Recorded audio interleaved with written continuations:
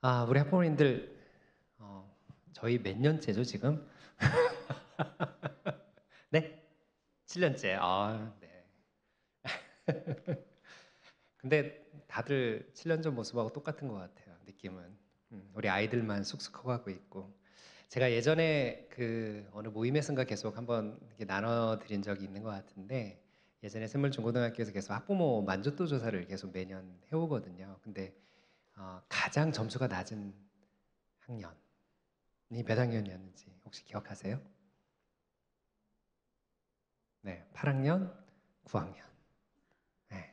왜 그런지는 이해하시죠? 어, 학교에 대한 불만보다는 사실은 1차적으로 애들에 대한 불만이 사실 투영되어 있는 상황들이에요. 우리 교장 선생님이 계속 강조하시는 총량의 법칙. 예. 그래서 자기가 자기의 정체성을 찾아가는 그 아주 힘겨운 싸움들을 8, 9학년 때 분명히 하거든요. 어떠세요? 요즘은 애들하고 좀 대화가 되세요?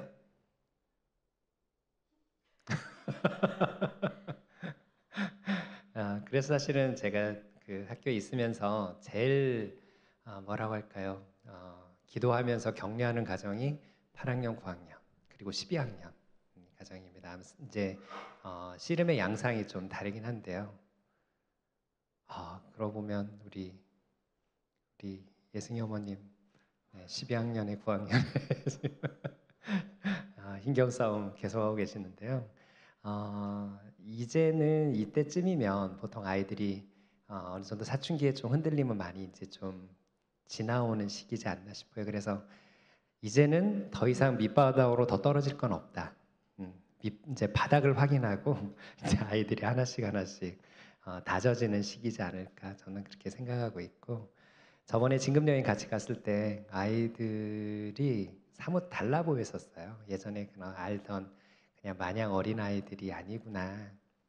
7, 8, 9학년 가정 오면서 생각의 깊이도 훨씬 더 깊어지고 또 자신의 삶에 대해서 진지하게 질문하는 그런 아이들로 성장했구나. 그런 좀 새로움, 그 다음에 조금 아이들을 이제 어떻게 보면 좀 더 독립적인 인격체로 대해야겠구나라는 그런 생각들을 좀 많이 하게 되었었습니다. 그러면서 이 아이들을 저희가 9학년 봄, 여름 학기에 진로 수업을 만났었고 이제 10학년 때는 또 진로 수업과 관련해서 멘토링 또 고교학점제 관련해서 이제 밀착해서 저희가 1대1로 많이 논의를 할 텐데요.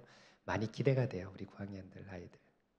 그래서 힘겨운 싸움을 계속해서 우직하게 이 걸음을 해주셔서 너무나 감사하고 실제 교육 과정에서도 가을부터는 이제 고등으로 전환되는 그런 과정 가운데 있거든요. 그래서 오늘 이제 저희가 고등 과정으로 본격적으로 들어감에 있어서 교육 과정들이 어떻게 진행되는지 그리고 고등 생활들이 어떻게 이어질지에 대해서 또 많이 나누고 또 궁금한 점을 좀 나누는 시간들로 가져가도록 하겠습니다. 아마도 제일 걱정되시는 건 입시제도의 변화일 거예요. 이제는 진로 진학에 이제 집중할 시기인데요. 입시제도가 계속해서 변동되는 가운데 있어서 이게 어떤 흐름인지 학교는 또 어떻게 바라보고 있고 준비하고 있는지 아마 이걸 먼저 좀 나눠드리는 게 좋을 것 같아서 우리 10학년 지금 담임 선생님이고 저희가 가장 진로 진학에 대해서 최전선에서 고민하고 계시는 우리 윤태수 선생님 앞으로 모셔서 진로 진학에 대한 또 입시 제도 변화에 대한 이야기들을 나누도록 하겠습니다. 우리 박수로 맞이하겠습니다.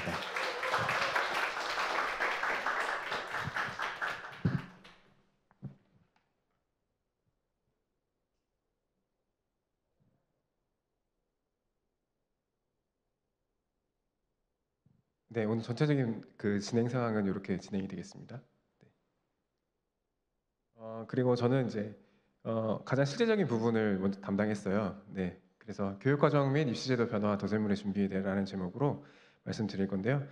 저는 더샘물에서 고등팀장 맡고 있는 윤태수입니다.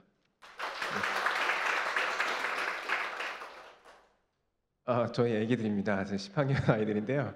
우여곡절도 많고 힘든 일도 많았지만 이 아이들이 지금 저희 고등학교 처음 올라와서 좀 어려움도 있었어요. 근데 잘 안착하면서 연착륙하면서 잘 지내고 있고 제가 이번 학기 제일 기뻤던 거는 아이들의 성장이에요. 어떤 거였냐면 체육대회에서 아이들이 리더십을 맡아가지고 체육대회를 전부 기획하고 아이들 또 물 떠다가 섬기고 뭐 하는 이런 부분 또 국토술래 갔을 때 다 리더를 맡았거든요. 그래서 그 조별로 아이들 챙기고 또 같이 독려하면서 끝까지 완주했던 그런 경험들이 있어서 아이들이 섬김의 리더십을 배우지 않았나. 또 후배 사랑하는 마음을 느낄 수 있지 않았나. 그리고 학교 사랑하는 마음도 조금씩 커져가고 있지 않나. 그리고 하나님 사랑하는 마음들이 조금씩 저변에서부터 계속 이렇게 자리 잡고 있지 않나 이런 생각이 듭니다. 네, 제가 올해 잘 찍은 사진이라고 생각하고요. 네, 그럼 본격적으로 들어가도록 하겠습니다. 요즘 고교 학점제랑 관련해 가지고 여러 이야기들이 참 많이 있습니다. 제도 도입부터 시작해서 지금 운영까지 바람잘 날이 없는 것 같은데요. 도입하고 한 학기 만에 일선 학교에서는 입시 학원, 대한 교육기관 할 거 없이 막 혼란과 불안들이 막 되게 조장되고 있는 상황입니다. 교사들도 과목을 여러 개를 지도를 해야 돼요. 그러니까 그런 부분들은 되게 어려운 부분들이고요. 학생들도 이제 일반 학교에서 제일 어려운 게 뭐냐 이렇게 물었더니 일반 학교에서는 출결 체크가 제일 어렵답니다.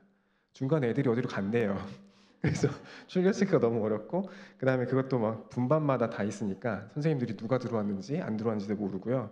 그리고 그 수준 미도달 학생을 어떻게 할 거냐. 그러면 나중에 또 보충 수업을 할 거냐 아니면 방학 때 다시 또 클래스를 열어가지고 재이수를 시킬 거냐 막 이런 최저 성취 수준 보장에 대한 여러 가지 어려운 점이 있는 것 같습니다. 또 이게 또 지역 간의 격차도 있고요. 또 학교마다 역량과 이렇게 다 달라가지고 어떤 학교는 또 풍성하게 교과를 개설할 수 있는 반면에 어떤 학교는 또 풍성하게 개설이 안 되고 이런 여러 가지 편차들을 가지고 있어요. 그래서 사실 실제로 보면 저희들만 어려운 게 아니라 일반 공교육도 굉장히 어려움을 겪고 있고 이것을 대응하는 사교육이라든지 아니면 입시 부분에서 입시 전략가라든지 다들 이제 어려움을 겪고 있는 게 지금 현실인 거죠. 네. 그래서 오늘은 9학년 아이들 실질적으로 마주하고 있는 고교학점제와 입시 이런 내용들 제가 분석하고 정리한 내용들 알려드리고요. 더 젊은 학교가 대비하고 준비하고 있는 방향들에 대해서 부모님들한테 설명드려보려고 합니다. 네, 전체적인 흐름은 이렇습니다. 네, 목차는 많지만 좀 간단하게 진행하도록 하겠습니다. 네. 그래서 현재까지 변화 흐름과 그다음에 학점제와 내신 5등급제 그리고 통합형 수능, 입시 변화와 변경점 그리고 정부 정책 변화와 대기원 방향 그리고 있는지에 대한 내용입니다. 일단 변화가 어디서부터 시작됐는지 저희가 찾아볼 필요가 있을 것 같아요. 2022년 개정 교육과정인데요. 지금까지 그 대한민국이 정권이 바뀌면서 계속해서 이제 교육이 요동쳐 왔던 게 사실입니다. 근데 이제 시대가 앞으로 이제 미래적인 시대, 또 AI가 등장하고 여러 가지 일들이 있는데요. 그런 시대 속에서 다음 세대 아이들이 어떻게 성장했으면 좋겠다라는 입장들이 2022 개정 교육과정에 좀 들어 있습니다. 근데 이게 어떻게 보면 지금까지는 애들 수능 가지고 이제 정량적으로 평가를 했거든요. 그래서 몇 등급이야, 내신은 몇 등급이야, 수능은 몇 등급이야 이렇게 해가지고 정리를 해서 갔거든요. 근데 앞으로 평가 체제의 변환이 정량적인 부분에서 정성적인 부분으로 가는 과정에 있는데 이걸 지금 국가 입시 제도가 딱 있기 때문에 얘를 완전히 바꿀 수가 없어요. 그래서 과도기적인 형태로 바꿨거든요. 그게 이제 2022 개정 교육 과정에 들어 있습니다. 특별히 미래 사회의 역량에 중심을 두고 있는데요. 자기 관리 능력이라든지 지식 정보 처리 능력이라든지 창의적 사고 능력이라든지 의사소통 능력, 공동체 역량 특이하죠. 공동체 역량을 지금 강조하고 있네요. 그죠? 그리고 심리적 감성 능력 등 6가지 핵심 역량을 설정하고 있고요. 물론 디지털 AI 교육 환경 대응 역량이랑 그런 부분에 집중하고 있는 모습이고요. 그리고 무엇보다 학생 맞춤형으로 학생 개개인의 성장, 진로와 적성에 맞춘 개별화, 학생 중심 또 주도형으로 교육을 전환하겠다는 의지를 보여준 교육 과정입니다.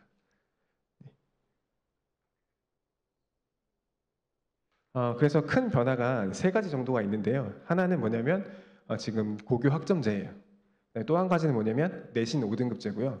그다음에 또 한 가지는 뭐냐면 통합형 수능 제도예요. 그래서 이 3가지 제도가 시행됨으로써 지금 굉장히 어려움을 겪고 있는데 그 부분에서 하나씩 설명을 드리고 또 종합적인 설명을 또 드려보도록 하겠습니다. 먼저 고교 학점제인데요. 고교 학점제는 일반 대학에서 아이들이 이제 전공 수강하는 것처럼 그 선택 과목을 이렇게 수강 신청을 해요. 그래서 진학 방향과 소질에 따라서 학생 스스로 수업 또는 과정을 개설할 수 있게 만들어주는 교육 과정이라고 할 수 있습니다. 총 192개 학점을 이수하면 되고요. 그 과목 중에는 일반 선택과 융합 선택 그리고 진로 선택 이 세 가지 영역이 있고 이 3가지 영역들을 자기의 진로와 적성에 맞춰서 선택을 해야 되는 거죠. 그리고 그거를 대학에 나중에 보겠다 이런 이야기입니다. 다음은 고교 내신 5등급제인데요. 예전에는 고교 내신이 9등급제였어요. 그래서 1등급부터 이렇게 해서 쭉 이렇게 했었는데 지금은 A, B, C, D, E라고 생각하시면 좀 편할 것 같습니다. 매우 잘함, 잘함, 보통, 미흡, 매우 미흡 이렇게 5가지 단계로 나누겠다는 거예요. 그래서 근데 이게 지금 학점제를 변화하면서 학점제 하면 아이들한테 선택권을 주는 교육과정 아니야? 이렇게 하는데 근데 평가는 상대평가로 지금 A 위에서부터 끊어서 등수를 다 매기겠다고 이렇게 하니까 조금 이게 언밸런스한 거예요. 근데 그렇게 언밸런스하게 결정이 됐어요. 그래서 평가에 있어서 절대 평가를 앞으로 늘릴 예정이지만 현행 체계를 유지하면서 변화를 가져가야 되기 때문에 정부에서 상대평가, 절대평가를 2개를 유지를 시켜버렸습니다. 그래서 상대평가를 하는 과목은 상대평가로 평가를 하고 절대평가 가능한 항목은 절대평가를 병기해라, 같이 기록해라 이렇게 되어 있습니다. 그래서 중상위권 경쟁이 좀 치열해질 것으로 보이고요. 그리고 이런 부분 예측해 볼 수 있는데 아이들이 내신 부담이 좀 줄 수 있다. 이런 부분도 생각해 볼 수 있을 것 같습니다. 그리고 이 내신 자료 자체를 그 단순 수치적인 자료로 그 대입에 그냥 바로 활용한다는 게 아니라 아이들의 전공을 하는 스토리, 과정, 서사적 평가 자료로 이해하겠다는 의지를 지금 내신 고교 5등제에서 이제 밝히고 있는 부분입니다. 다음은 통합형 수능으로 변화인데요. 이 부분이 되게 상당히 인상적인 부분입니다. 수능이 이제 난이도가 계속 올라갔어요. 변별력을 갖춰야 되기 때문에 1등부터 이제 쭉 해서 우수 학생을 선발하려는 그 대학의 의지를 반영해서 계속해서 올라갔었는데요. 모든 과목에서 교과서 내에서 출제한 문제들은 거의 다 출제가 다 됐다고 보시면 됩니다. 그리고 이제 그 교과서에서 유추할 수 있는 지식들 있잖아요. 그런 것들을 가지고 문제를 내요. 그래서 그걸 맞으면 등급이 많이 올라가고 그거를 못 맞으면은 또 이제 등급이 내려가고 이런 식으로 돼 있고요. 사교육도 지금 평가원에서 계속해서 난이도를 올리다 보니까 사교육도 걔를 계속 따라잡으려고 노력했거든요. 그래서 사교육도 굉장히 그 부분에서 많이 올라가 있죠. 그래서 결국엔 난이도가 급상승하게 되고 그리고 더 이상 이제 수능으로서 이게 좀 문제점이 생기지 않는 거냐 이런 부분이 이제 대두가 된 거죠. 그래서 통합형 수능을 보겠다는 취지는 융합형 인재를 기르겠다는 취지도 있지만 결국 수능에서 아이들이 그 대학 교육을 들을 수 있느냐 수학에 대한 부분을 재어보는 본래 취지로 돌아가겠다 이런 의지를 표현했다고 볼 수 있습니다. 중요한 특징은요 선택 과목이 폐지되고 통합사회, 통합과학이라는 어떤 그 전부 이렇게 통합적인 과목들이 생겼어요. 그래서 사회도 보면 되게 사회문화, 윤리 뭐 이런 게 여러 개 있거든요. 선택 과목들이 폐지되고 하나로 통합됐고요. 과학도 보면 물화생지가 기본이잖아요. 그래서 물화생지가 하나로 통합돼서 통합과학 이렇게 돼 있고요. 수능 출제 범위는 10학년 때 배운 통합과학이랑 통합사회 정도까지 수능 출제 범위가 되는 거예요. 그래서 수능의 변화로 시험 공정성은 강화될 것으로 보이고요. 아마 2027년 11월 18일에 첫 통합형 수능을 보게 될 것 같습니다. 이제 계열 없이 문과 아이들도 과학을 해야 되고요. 그다음에 이과 아이들도 사회를 해야 되는 그런 상황이 오는 거죠. 네, 아까 2022 개정 교육과정에서 제가 뭐라고 말씀드렸냐면 통합형 인재를 기르겠다라는 취지를 말씀드렸고요. 그렇죠. 그래서 교차 지원이 많아질 것 같다. 뭐 이런 부분이 있습니다. 그래서 이제 큰 변화들을 좀 말씀드리고 싶은데요. 그 대학은 그래서 우수한 학생들 뽑으려고 할 텐데 그럼 어떻게 할 거냐 이런 부분입니다. 그래서 큰 변화들 속에서 대학은 어떻게 생각하냐면요. 객관적인 변별력이 약화됐는데 뭐 다른 통합형 수능을 하고 막 이렇게 등급도 되게 크게 하고 하는데 어떻게 니네들이 우수하다고 할 수 있어? 라는 부분이에요. 그래서 앞으로의 큰 방향성은 정시랑 수시랑 비슷해질 거예요. 그래서 면접 논술 중심의 평가로 전향할 확률이 아주 높습니다. 근데 이건 제가 명확하게 이렇게 이렇습니다라고 말하기 어렵습니다. 왜냐하면 제가 입시 정책관이 아니기 때문에 네. 다시 말해서 정량적 평가도 있지만 정상적 평가 중심으로 선발하겠다는 뜻이에요. 이 부분도 대교육이나 대학 쪽에서는 여러 의견들이 있고요. 그래서 이제 명확하게 제가 딱 재어드릴 수는 없는 부분이에요. 네. 그래서 현재 대학으로 갈 수 있는 방법이 일단 수능 정시가 있습니다. 네, 수능 정시가 있는데 수시에서 수능 정시하고 수시하고 그다음에 학생부 교과, 학생부 종합이 있습니다. 수시 안에서 논술일 실기 면접이 있고요. 근데 정시와 수시는 전형의 대부분을 차지하게 되는데요. 이게 앞으로 비슷해진다고 했죠. 그래서 학점제로 변화가 예상되면서 현재 정시 학생들의 학생부 교과 발달 사항을 보겠다. 그러니까 정시 보면 그냥 수능 성적으로만 갔거든요. 그렇게 가는 게 아니라 학생부 가져와봐. 학생부의 교과 발달 사항 좀 줘봐봐. 참고 좀 해볼게. 이렇게 얘기하겠다는 거예요. 그리고 교육과정 및 교과 이수 사항을 확인하겠다. 수학 수학 관련된 학과를 지원했네? 그러면은 기하 벡터 들었어? 교과로 수강했어? 이 정도는 보겠다는 거예요. 그러니까 정시만 가지고 갈 수 없다는 거죠. 수능 성적만 가지고요. 그리고 2028년까지 계속해서 이 범위는 확대될 거라고 예상되고 있습니다. 수시도 마찬가지입니다. 교과 전형에서 심화 과목, 특히 수학 필수 이수를 권장하거나 과목 선택 이력이나 성취 수준을 같이 보겠다. 이렇게 나오고 있어요. 그러니까 수시도 약간 정시처럼 뭔가를 더 보겠다는 거고 정시도 학생부 참고해가지고 더 확인하게 할 거야 이런 말이거든요. 네. 그리고 학생부 종합 전형에서도 교과별 평가 정보나 학교 교육과정 전체 편성 자료를 요청해서 그러니까 학교에서 어떤 교육과정 운영하고 있는지 편제표 다 내놔봐. 그러면 내가 그거 보고 너희들 학교 괜찮은지 한번 확인해 볼게 라고 하거나 수능 체제를 또 강화하겠다. 더 강화해가지고 변별력을 주겠다라고 하고 있는 거예요. 전체적으로 살펴보면 학생부 활용도나 반영 비율이 높아진다는 걸 알 수 있고요. 내신 수업 선택이나 이수 상황이 의미 있는 자료들로 확인될 거다. 그러니까 아이들이 내가 전공을 선택하는데 거기에 내가 얼마나 많은 활동을 하고 어떤 적합한 과목을 들었어 확인하겠다는 거죠. 네, 그런 부분입니다.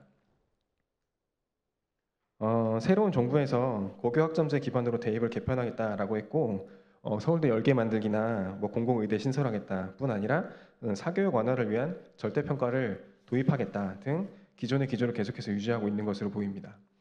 정부는 5년 내에 고교 학점제 운영 인프라 확대 및 대입 제도를 계획하겠다라고 저렇게 연차별 계획을 세워놓고 있고요.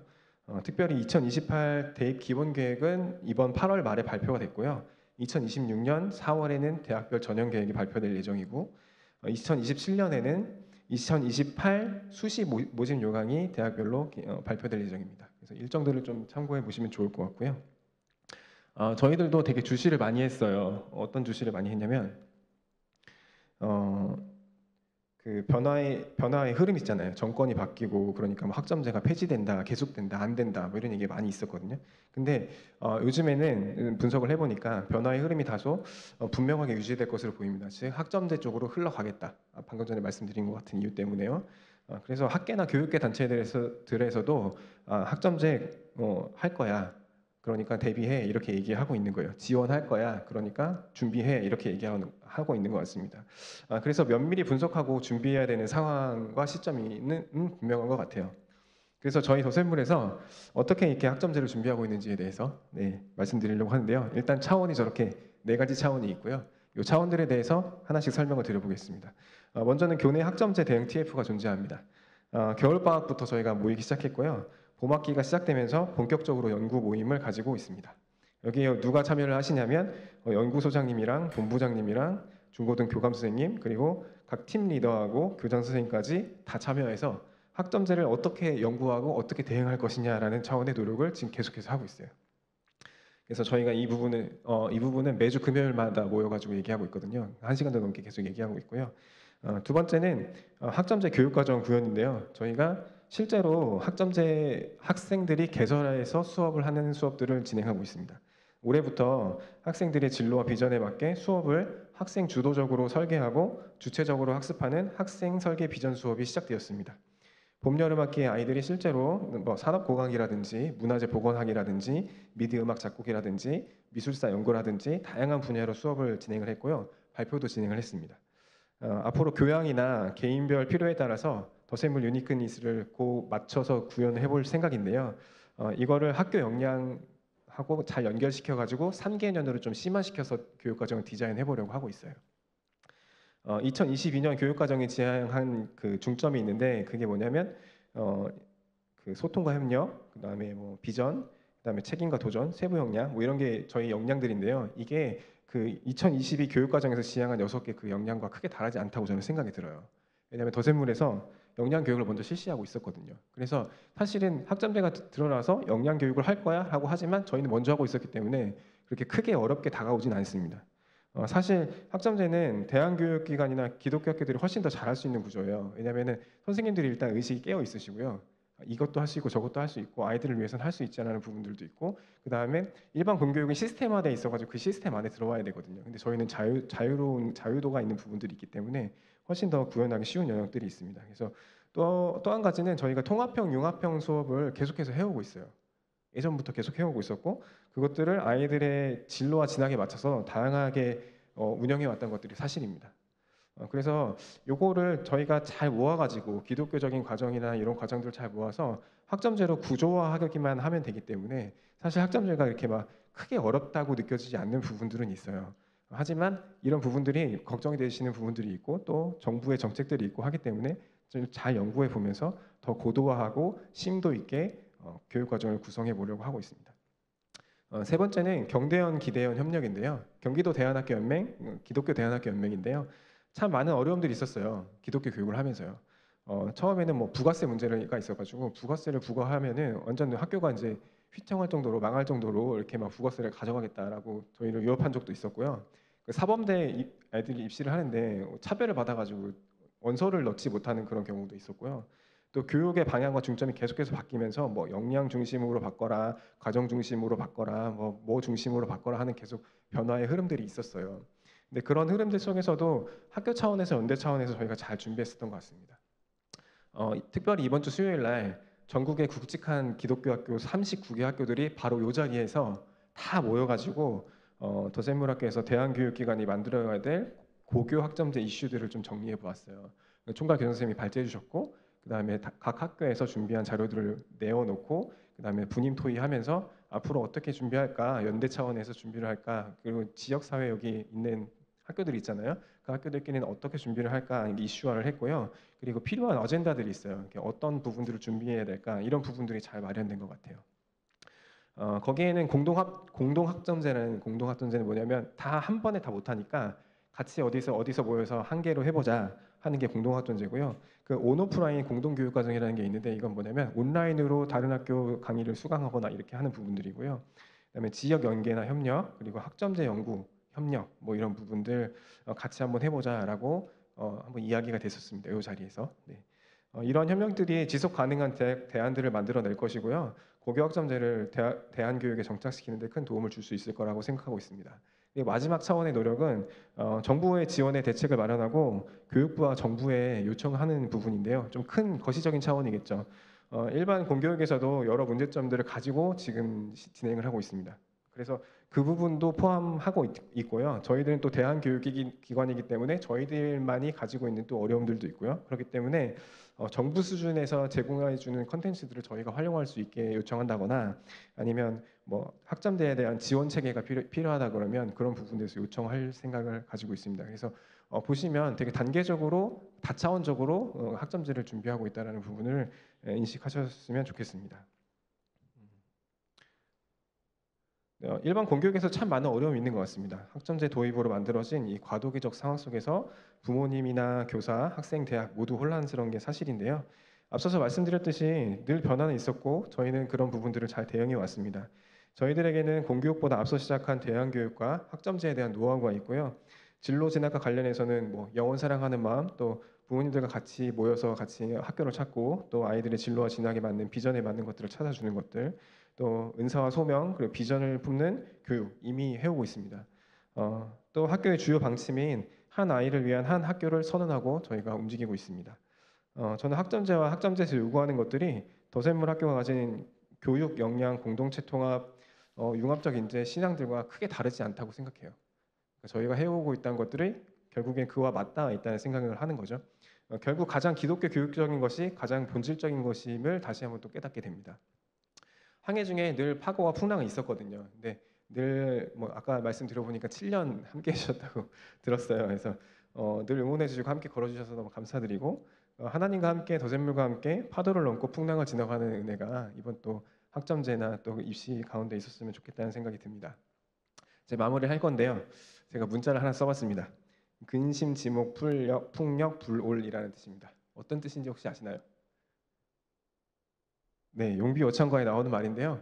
뿌리가 깊은 나무가 바람에 위태롭지 않다라는 뜻입니다. 국가의 교육이 좀 변화 상황에 있습니다. 뭐 성취 중심에서 진로와 비전 중심으로, 교사 중심에서 학생 중심으로, 개인 중심에서 공동체 인성 중심으로, 양적인 평가에서 질적인 평가 중심으로, 일관된 교육에서 개별 맞춤형 교육으로 이전되고 있어요. 이 변화에도 흔들림 없이 하나님께 중심 두고 넉넉히 가시는 도샘물의 가정들과 학교가 될 수 있기를 저는 바라고 있습니다. 이상 마치겠습니다. 감사합니다.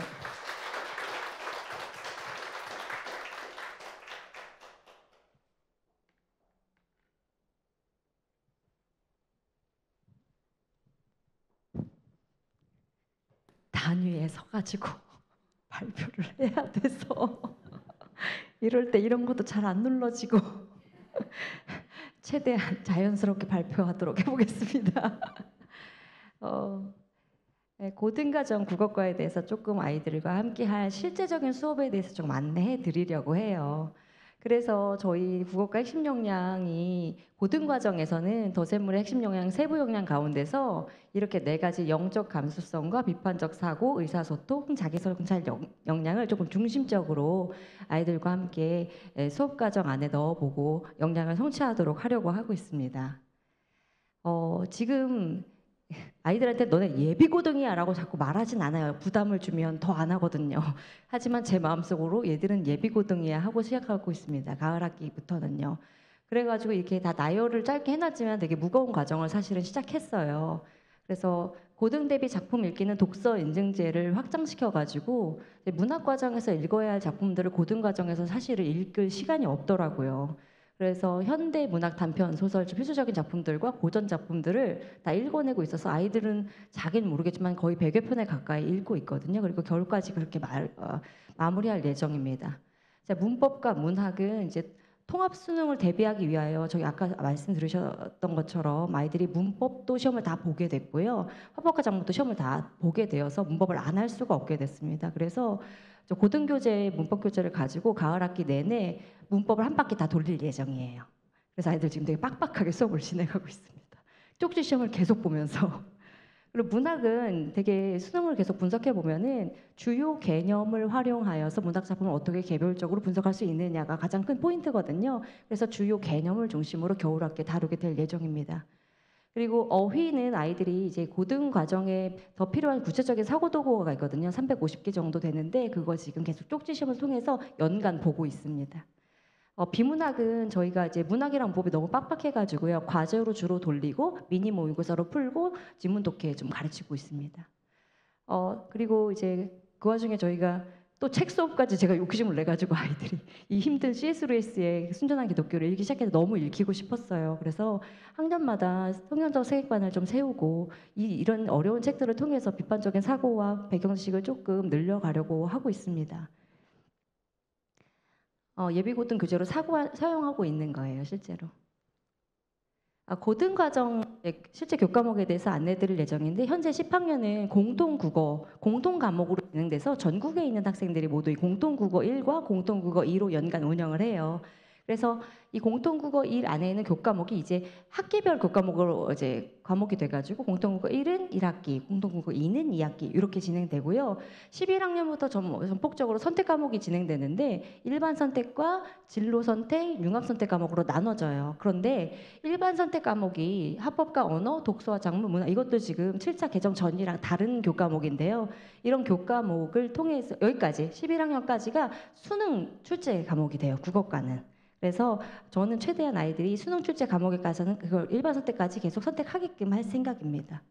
그다음에 12학년은 진로와 융합을 통해서 실제로 아이들이 자기 진로와 관계된 것들을 좀 선택해서 운영할 수 있도록 하게 예정입니다. 관련된 교과서고요. 저희가 고등과정 국어 수업을 그래서 크게 두 흐름으로 가르칠 예정이고요. 그리고 가르치고 있습니다. 첫 번째는 교육과정에 충실한 수업을 운영하도록 할 거고요. 두 번째는 2028 수능을 대비시키려고 합니다. 이거 지금 뭐냐면 10학년 봄학기 때 아이들과 함께 수행평가 했던 거거든요. 실제로. 그래서 아이들이 이렇게 좀 빡빡하게 써져 있지만 그래서 이렇게 빡빡하게 써져 있는 애들 일부러 보여주거든요. 너희들이 이렇게 책임감을 가지고 구체적으로 너희들이 책을 써야 되고 글을 써야 되고 이렇게 심도 있는 교육을 배우고 있다 혹은 배워야 한다. 그래서 이건 어떤 거냐면요. 문학 단원의 그러니까 공통국어 1단원이에요. 이제 문학의 갈래 단원이고요. 문학의 갈래 단원은 이러한 성취 기준을 바탕으로 만들어지거든요. 교과서는 달라도 성취 기준은 다 동일합니다. 이런 성취 기준 가운데 이 성취 기준을 어떻게 깊이 있게 탐구하고 의미 있게 자기 스토리를 만들어 갈 것인가에 대해서 연구하면서 수행평가 주제탐구 글쓰기로 선정했고요. 주제탐구 글쓰기의 주제는 저것과 같습니다. 그래서 아이들이 그 2가지 이상의 갈래를 통해서 3가지 이상의 문학 작품을 분석하고 그 안에서 진짜 무엇이 인간을 만들어가는가, 인간 내면은 무엇인가에 대해서 탐구하도록 하여서요. 아이들이 결론적으로는 천자 정도의 논술형 시험을 봤습니다. 그래서 이것은 진짜 10학년 학생 중에 한 아이가 가진 것으로 지금 세부특기사항 기록을 막 작성해 본 겁니다. 그래서 아이들이 그 작품을 분석하면서 인간됨이라는 건 아픈 자들에 대한 위로나 근원적인 외로움이라든가 회복의 소망을 갖는 것 자체를 작품을 통해서 도출해낸 거예요. 그러면 이 모든 것들이 자기 스토리를 가져가지고 3년간 쌓이게 될 예정입니다. 통합형 수능 대비는 이렇게 도와줄 예정인데요. 국어과의 기본 개념이 있어요. 그런 그 기본 개념은 수업 안에서 탐구의 방식으로 좀 깊이 있게 사고시킬 예정입니다. 왜냐하면 나중에 뭐 논술형이 확대되든 수능이 형식이 바뀌든 그 깊이 있는 지식에 대한 탐구는 어디서든 나타날 수 있기 때문이에요. 그리고 개별학습 및 개별 문제집 같은 거 진행하면서 코칭으로 진행하려고 하고 있습니다. 그래서 지금 10학년도 문제풀이가 문제집이 다 달라요. 이거는 이제 간단하게 나누면 수능 대비하는 항목이거든요. 국어 영역인데 국어 영역별로 이렇게 특성에 맞게 도울 예정입니다. 그리고 이거는 실제 지금 사용하고 있는 고등학교 아이들 교재인데요. 이거보다 더 많이 다루고 있어요. 네. 빡빡하게 다루고 이거 문제집이 막 쌓여요. 그리고 10학년은 지금 미니 모의고사도 계속 2주에 한 번씩 봐가지고 아이들이 시달리고 있습니다. 네네. 고등과정을 준비하면서 두 가지 중점 방향에 대해서 고민하게 되었습니다. 이제 4차 산업혁명 시대를 맞아서 아이들이 도대체 무엇을 통해서 본인들의 역량을 밝혀낼 수 있을까, 표현할 수 있을까 되게 고민하다가 국어과는 더 많이 읽고 더 많이 쓰고 이걸로 제가 조금 정리를 했습니다. 그래서 고등과정에서는 글쓰기 역량을 강화하고 책 중심의 탐구 활동을 더 강화시킬 예정입니다. 국어과의 글쓰기 역량 강화는 논서술형 평가를 조금 되게 확장시키고 궁극적으로는 이런 식으로 평가하는 것으로 저희가 가닥을 잡고 있습니다. 논서술형 평가는 스스로의 사고의 방향을 탐색하고 진짜 맥락 가운데 있는 삶에 있는 의미 있는 문제들 있잖아요. 그것들을 실제로 문제화시켜서 그것들을 어떻게 서술을 낼 수 있나 그 실제적인 힘을 길러내야 하는데 그것을 훈련시키고자 합니다. 대체적으로 그 논술형 평가의 어떤 가장 주요한 성취 평가의 기준은 사고의 정교함이라든지 논거의 타당성, 관점의 독창성을 기준으로 합니다. 그래서 평가문안 예시를 가지고 왔습니다. 어떤 식으로 아이들이 논서술 평가를 할 건가? 어떻게 가르칠 것인가? 그래서 저희가 생각한 문제는 읽기는 개인적인 행위면서 궁극적으로 사회적인 행위다라는 주장에 대해 자신의 생각을 개인적 경험과 함께 논리적으로 서술하시고 천자내외 이걸 준비할 거거든요. 근데 개인적인 경험이라고 하는 것이 아이들이 학교에서 아침 8시부터 밤 10시까지 학교에 있거든요. 어떤 경험을 쌓을 수 있을 것 같습니까? 물론 학교에서 다양한 교육과정 하는데요. 여기서 주요하게 생각하고 대학에서 주요하게 생각하는 것은 그 분야의 어떤 책을 읽고 경험을 쌓았는가에 되게 초점이 많이 맞춰져 있거든요. 그래서 이것과 함께 저희 책 중심 탐구 활동 같이 하려고 합니다. 네. 그래서 통합적, 융합적 사고력은 물론이고 삶에 대한 혹은 자신의 생각의 근거를 마련하기 위해서 책을 많이 읽히고 그것과 연계된 논서술형 평가와 수업을 탐구 수업을 진행하도록 하겠습니다. 이건 평가문항 예시입니다. 이건 경기도 교육청에서 만들어준 예시예요.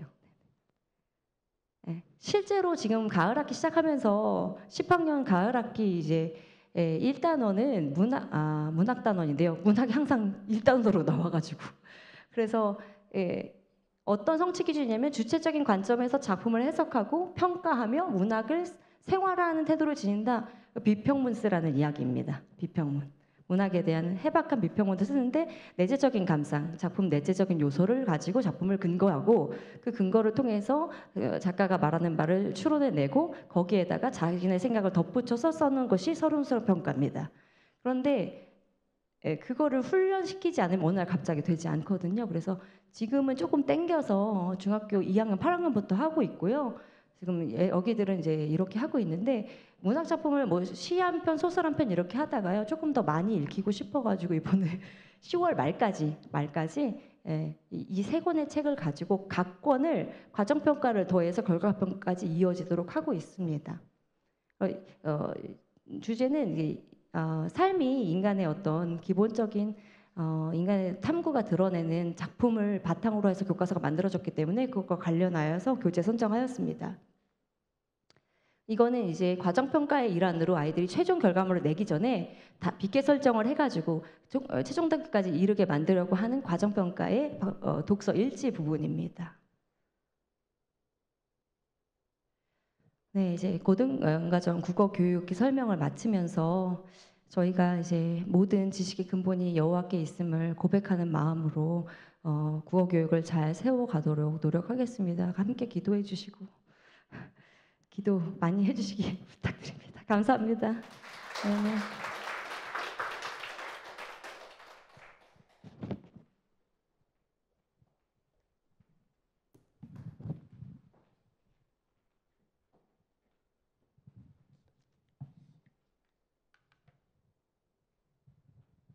안녕하세요.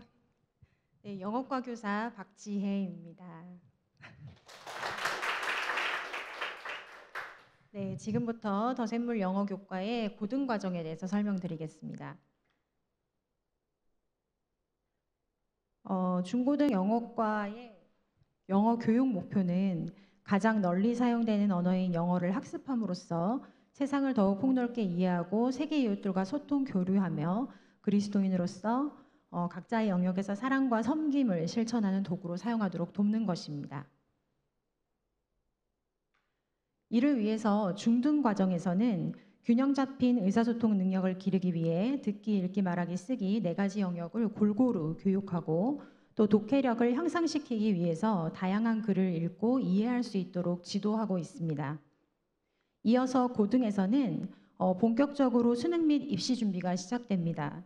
수능 영어에서는 중급 이상의 듣기 능력과 상위 수준의 문해력을 요구하고 있습니다. 그래서 고등 수업에서는 학년비 수준에 맞추어서 꾸준히 듣기 평가를 하고 있고 어휘와 어법을 기본으로 한 독해 학습에 중점을 두고 있습니다. 수능 지문으로는 평균적으로 CEFR C1 이상의 문제가 출제됩니다. CEFR은 유럽연합 공통언어 표준 기준입니다. C1은 영미권 대학 입학 수준을 의미합니다.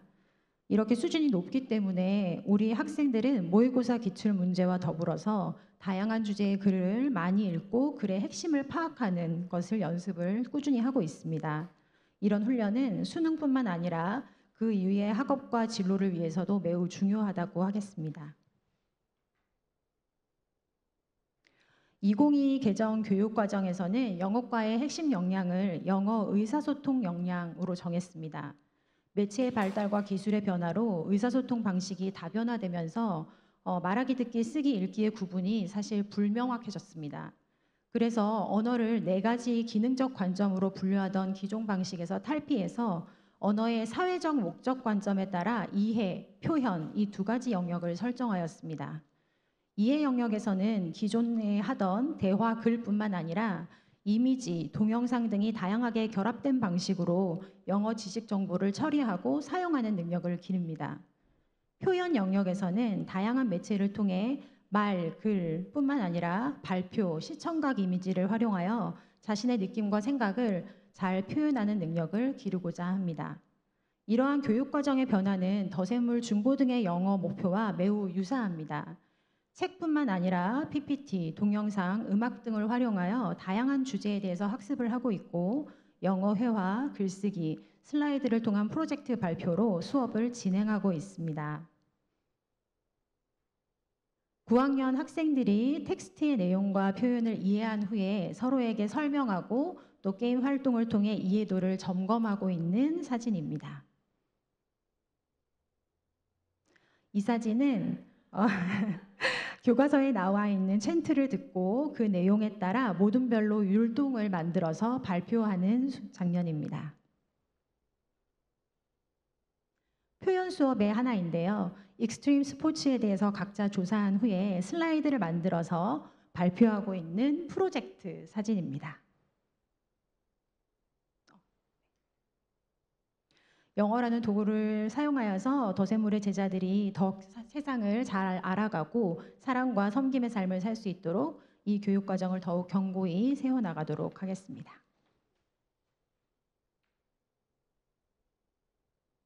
고등영어 과정의 단계는 3가지 키워드로 설명드릴 수 있습니다. 문장 독해, 지문 독해, 고등 문해력입니다.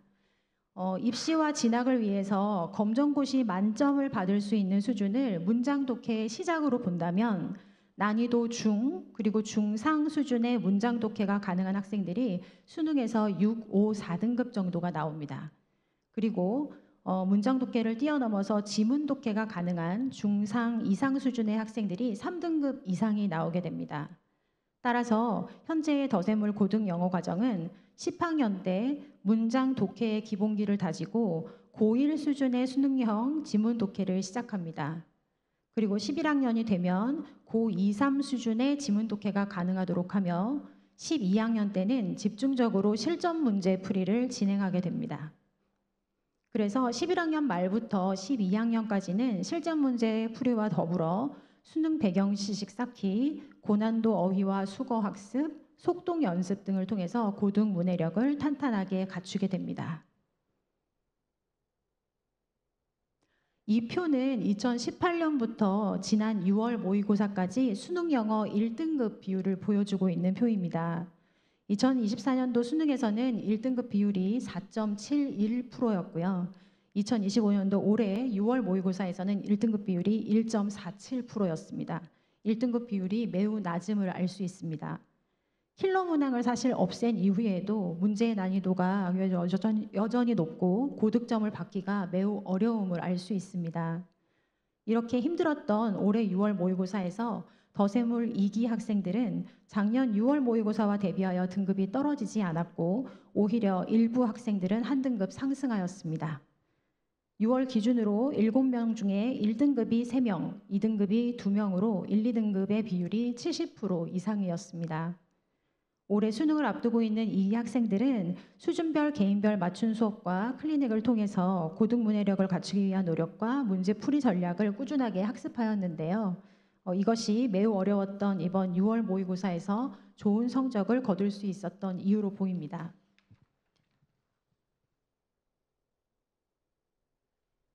고등 영어는 학년별, 수준별 분반으로 이루어집니다. 10학년은 어휘, 수거, 문법, 어법, 구문학습을 통해 고등 문장 독해 완성을 목표로 하고 있습니다.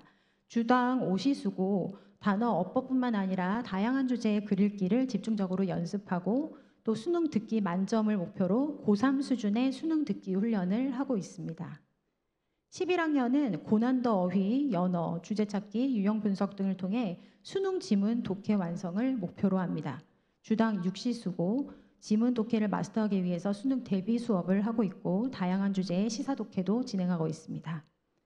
12학년은 여기에 더불어 핵심 유형 학습을 통해 실전 문제를 풀이하고 고등 문해력을 탄탄하게 갖추고 있습니다.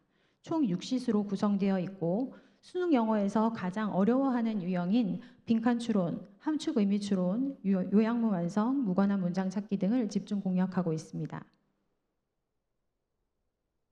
고교학점제의 도입으로 일반 고등학교에서는 영어를 진로로 선택하는 학생들에게 진로 연계 영어 수업을 선택 과목으로 개설합니다.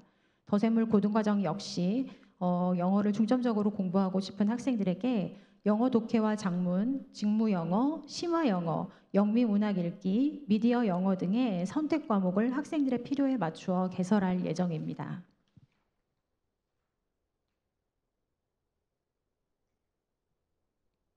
매 학기 말에는 선생님과 학생이 개별적으로 만나 피드백을 통해 학생을 격려하고 또 노력할 부분을 파악한 후에 상세히 계획을 수립하고 팔로우업을 하고 있습니다. 또한 보충이 필요한 부분들을 집중적으로 훈련하기도 하는데요. 단어 테스트, 또 매주 고등 전체 듣기 평가 등을 꾸준히 진행하고 있습니다. 개인별 필요에 따라 점심시간 후에 클리닉을 진행하기도 합니다. 고등 영어 과정에서 사용하고 있는 교재들입니다. 수준과 필요에 따라 다양한 교재를 선택해서 학습하고 있고 학생들이 가장 효과적으로 배울 수 있도록 연구하고 또 라인업도 계속 보강해 가고 있습니다. 저희 영어과에서는 학생 한 명 한 명의 성장을 돕기 위해 최선을 다하고 있습니다. 그러나 이들을 깊이 사랑하시고 가장 선한 길로 인도하시는 분은 하나님이심을 늘 기억하고 부모님들과 함께 기도로 동행하여 학생들을 세워나갈 수 있기를 소망합니다. 이상으로 영어교과 설명을 마치겠습니다.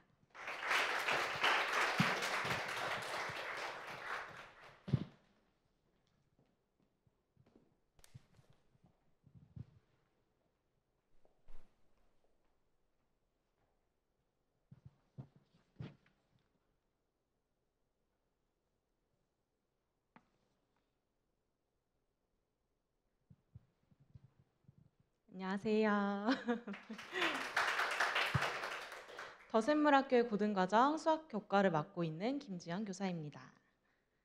수학과의 중점 사항에 대하여 말씀드리겠습니다. 먼저 우리 학교의 수학 교육은 단순한 학문적 성취를 넘어서 기독교적 세계관을 바탕으로 진행됩니다. 하나님께서 창조하신 세계는 질서와 규칙 속에 세워져 있으며 수학은 이 창조 질서를 탐구하고 표현하는 언어이자 그 아름다움을 발견하는 도구입니다. 또한 과학과 공학, 경제 등 다양한 영역의 기초로 사용되어서 학생들이 하나님의 창조 세계를 더 깊이 탐구하고 이웃을 섬기는 도구로 활용할 수 있도록 시야를 넓혀가는 데 중점을 두고 있습니다. 두 번째는 공동체적 배움입니다. 수학은 흔히 개인적인 학문처럼 보이지만 실제로는 서로의 생각을 나누고 다양한 풀이 방법을 공유할 때 더 깊이 이해할 수 있습니다. 혼자보다 함께 문제를 해결해 나갈 때 더 창의적인 접근이 가능하며 친구의 설명을 듣고 내 생각을 정리하는 과정 속에서 겸손과 배려, 경청의 태도가 자라납니다. 수학은 정답이 존재하는 학문이지만 그 정답에 이르는 길은 다양합니다. 우리는 그 다양함을 존중하며 함께 배우는 태도를 길러가고자 합니다. 세 번째는 비전 주도적 학습입니다. 수학은 단순한 암기가 아니라 스스로 탐구하고 규칙을 발견할 때 더 깊은 이해가 이루어집니다. 비전 주도적 학습은 하나님 안에서 비전을 찾으며 그 비전을 이루기 위한 계획을 세우고 스스로 점검하며 꾸준히 성장하는 힘을 길러줍니다. 특히 고등 과정에 이를수록 주어진 지식만으로는 한계에 도달하기가 쉽습니다. 그래서 교사의 코칭을 통하여 각자 목표를 설정하고 실천하며 자신에게 맞는 공부법을 찾아가도록 돕습니다. 이를 통해 성실함과 책임감 있는 태도를 훈련하게 됩니다.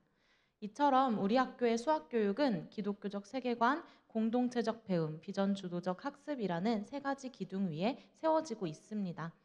학생들이 수학을 통해 하나님의 창조를 이해하고 공동체 안에서 성장하며 자기 삶을 하나님의 계획하심 가운데 주도적으로 세워가는 배움이 이루어지기를 기대합니다. 다음으로 고등 수학과 교육의 4가지 특징을 설명드리겠습니다. 첫 번째 특징은 프로젝트 수업입니다. 수학은 단순히 문제를 푸는 과목이 아니라 하나님께서 지으신 창조 세계와 질서를 탐구하는 학문입니다. 그래서 저희는 교과 간 융합 프로젝트를 통해 학생들이 협력하여 문제를 해결하고 실제적인 적용을 경험하게 합니다. 지난 학기에 10학년 학생들은 건축과 수학이라는 주제로 프로젝트를 진행하였고 이를 통하여 세계 여러 건축물에서 나타나는 수학적 원리들을 발견하고 탐구하는 시간을 가졌습니다. 두 번째는 체계적 관리입니다. 매 시간 과제를 점검하고 중단원, 대단원 퀴즈, 모의고사, 성적의 누적 관리 등을 통해 학습 성취를 꼼꼼히 확인하고 있습니다. 단순한 성적 관리에서 끝나는 것이 아니라 학생 개개인에게 맞춘 1:1 피드백을 제공하여 학생들의 성장의 길을 함께 찾아가고 있습니다. 세 번째는 분반 및 개별화입니다. 학생들의 진로와 특성에 맞추어 수업을 분반하고 개별화된 교재 및 과제를 제시하고 있습니다. 이를 통해 학생들이 각자에게 맞는 학습 속도와 방법으로 성장할 수 있도록 돕고 있습니다. 마지막으로 다양한 매체의 활용입니다. 교과서뿐만 아니라 공학도구, 책, EBS 강의, 다큐멘터리 등 다양한 양질의 자료를 활용하여 수학적 사고를 넓히고 실제 생활과 연결되는 경험을 제공합니다. 이 4가지 특징을 통해 저희는 학생들이 지식을 쌓는 것을 넘어서 깊이 있는 이해와 비전 주도적 성장을 이룰 수 있도록 돕고 있습니다. 이제 앞으로 아이들이 배우게 될 2022 개정 수학과 교육과정에 대해 안내드리겠습니다. 먼저 큰 틀부터 말씀드리면 과목의 이름은 바뀌었지만 내용상으로 큰 변화는 없습니다. 구체적으로 학년별 변화를 말씀드리겠습니다. 10학년은 기존의 수학 상하가 공통수학 1, 2로 이름이 바뀌었습니다. 여기에는 빠져있던 행렬 단원이 다시 포함된 것 외에는 달라진 점이 거의 없습니다. 11학년으로 올라가면 수학 1과 수학 2가 각각 대수와 미적분 1으로 명칭이 변경됩니다. 배우는 내용은 기존과 동일합니다. 또한 미적분은 미적분 2로 바뀌었고 확률과 통계와 기하는 이름이 그대로 유지됩니다. 따라서 현재 9학년 학생들이 11학년이 되면 봄, 여름 학기에는 대수와 확률과 통계를, 가을, 겨울 학기에는 미적분 원을 배우게 됩니다. 학습 진도가 빠른 경우 겨울 학기에는 미적분 2를 일부 나갈 수도 있습니다. 그러나 2022 개정에서는 미적분 2가 수능 범위에 포함되지 않기 때문에 본 과정인 대수, 미적분 1, 확률과 통계를 충실히 이해하고 다지는 데 더 큰 비중을 두고 있습니다. 12학년에는 학생들의 진로와 필요에 따라 선택할 수 있는 다양한 과목들이 열리게 됩니다. 학교 차원에서도 선택의 폭을 넓히기 위해 더 많은 준비들을 하고 있습니다. 그렇다면 학생들이 모든 과정의 수학 과목을 다 배워야 할까요? 그렇지 않습니다. 예체능 계열 중 일부 대입에 수능이 반영되지 않는 경우에는 검정고시 범위인 10학년 공통수학까지 수강하면 됩니다. 수능을 치르는 학생들은 대수, 미적분 1, 확률과 통계를 필수로 이수해야 합니다. 그리고 자연계 상위 대학을 목표로 하는 학생들은 여기에 더해 미적분 2나 기하까지 수강하는 것을 권장하고 있습니다. 그 외에 경제수학, 인공지능수학, 실용통계와 같은 과목들은 학생의 선택에 따라 들을 수 있지만 수학은 위계성이 있는 학문이기 때문에 반드시 11학년 과정을 충실히 이수한 후에 이런 과목들을 제대로 이해할 수 있게 된다는 점 참고하여 주세요. 수학은 대부분의 아이들에게 힘든 과목이죠. 저희는 학생 한 명 한 명의 속도에 맞추어 아이들이 수학을 잘 학습할 수 있도록 그리고 자신의 진로와 역량에 맞는 과정을 밟아갈 수 있도록 최선을 다해 돕겠습니다. 앞으로도 가정과 학교가 함께 동역하며 아이들을 세워갈 수 있기를 소망합니다. 감사합니다.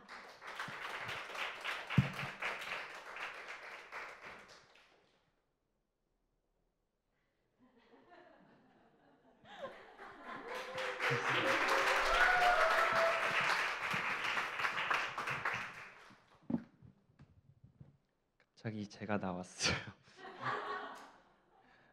안녕하세요. 저는 더샘물 고등에 재학 중인 10학년 전장훈이라고 합니다.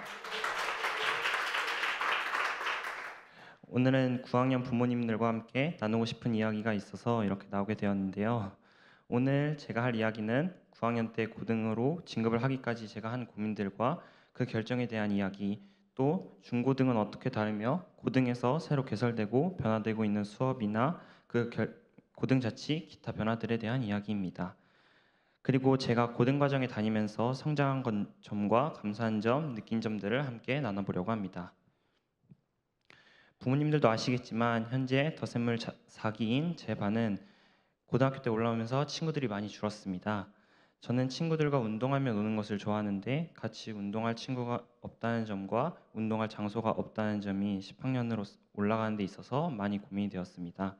또 저는 주말에 같이 도서관에 공부하러 갈 친구가 있었으면 하는 바람도 있었습니다.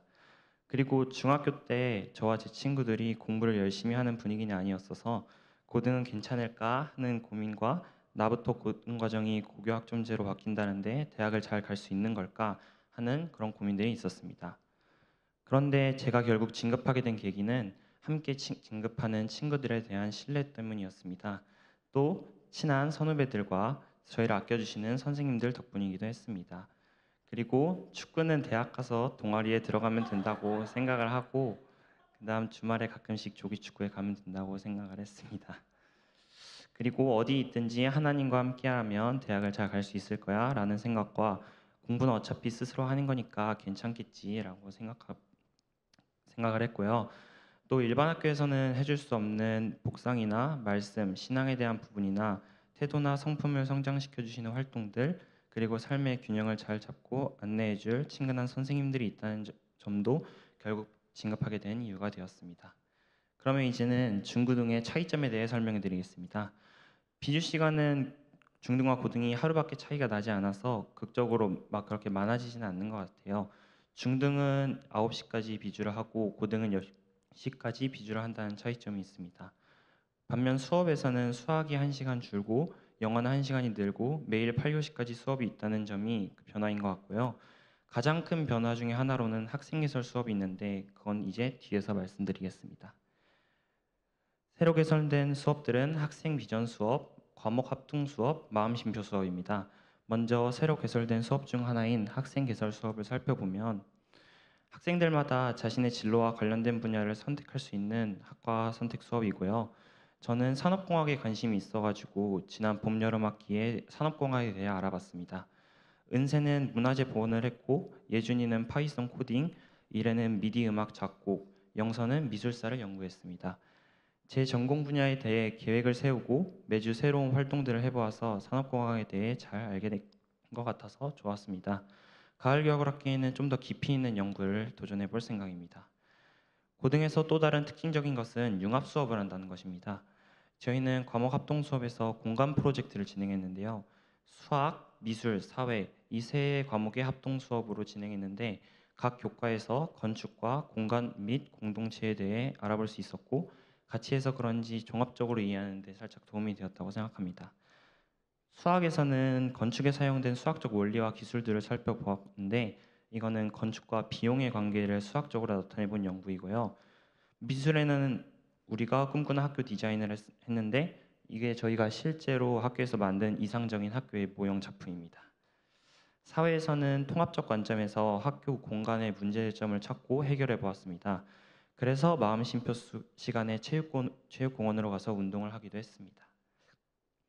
또 마음심표 수업이 있는데 이게 어떤 시간이냐면 마음심표 시간에는 왕배사원 운동장을 가서 격주로 체육 활동을 합니다. 밖으로 나갈 친구들은 신청을 받고 실내에서 다른 활동을 한 친구들은 학교에 남아 있는데요. 쉼이 있는 배움을 통해 만들어진 시간인데 살짝 운동장을 선물 받은 것 같아서 친구들과 기쁘고 행복하게 시간을 보낼 수 있어서 좋았습니다. 여기 제가 이제 야구를 하면서 홈런을 친 영상이 있는데 한번 보면 좋을 것 같아서 가져왔습니다.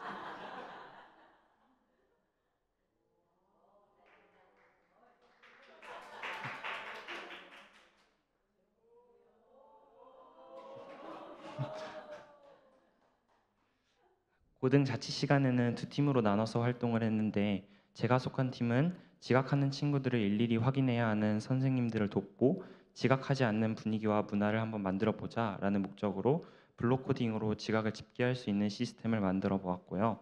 또 다른 팀에서는 역사와 음악을 융합하여서 정조대왕의 역사에 관심이 많은 은세가 연구를 하고 이래가 작곡을 하고 앨범 표지를 영서가 디자인하면서 노래 가사를 만들어 봤습니다.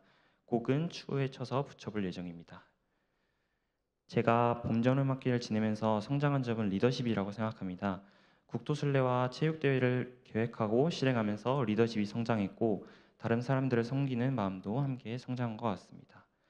그리고 제 감사한 점은 2층에 사람이 좀 없어서 아쉬웠었는데 이제 곧 9학년이 올라온다는 것입니다. 더 시끌벅적해진 내년이 기대되고요. 또 공부를 많이 해야겠다고 다짐했었는데 살짝 계획만큼 하지 못한 것 같았고 가을 겨울 학기에는 공부를 좀 더 계획성 있게 열심히 해보려고 합니다. 학교가 생긴 지 아직 그렇게 많이 되진 않아서 부족한 점이 많은데 크고 작은 변화들 속에서 적극적으로 학교를 다녀야겠다는 생각을 들었고요. 이제 지금 9학년들이 10학년이 되고 지금 10학년인 저희가 11학년이 되면은 같이 활동을 할 사람들이 더 많아지니까 좋을 것 같습니다. 함께 재미있고 즐거운 고등 생활을 했으면 합니다. 이상 발표를 마치겠습니다. 지금까지 제 발표 들어주셔서 감사합니다.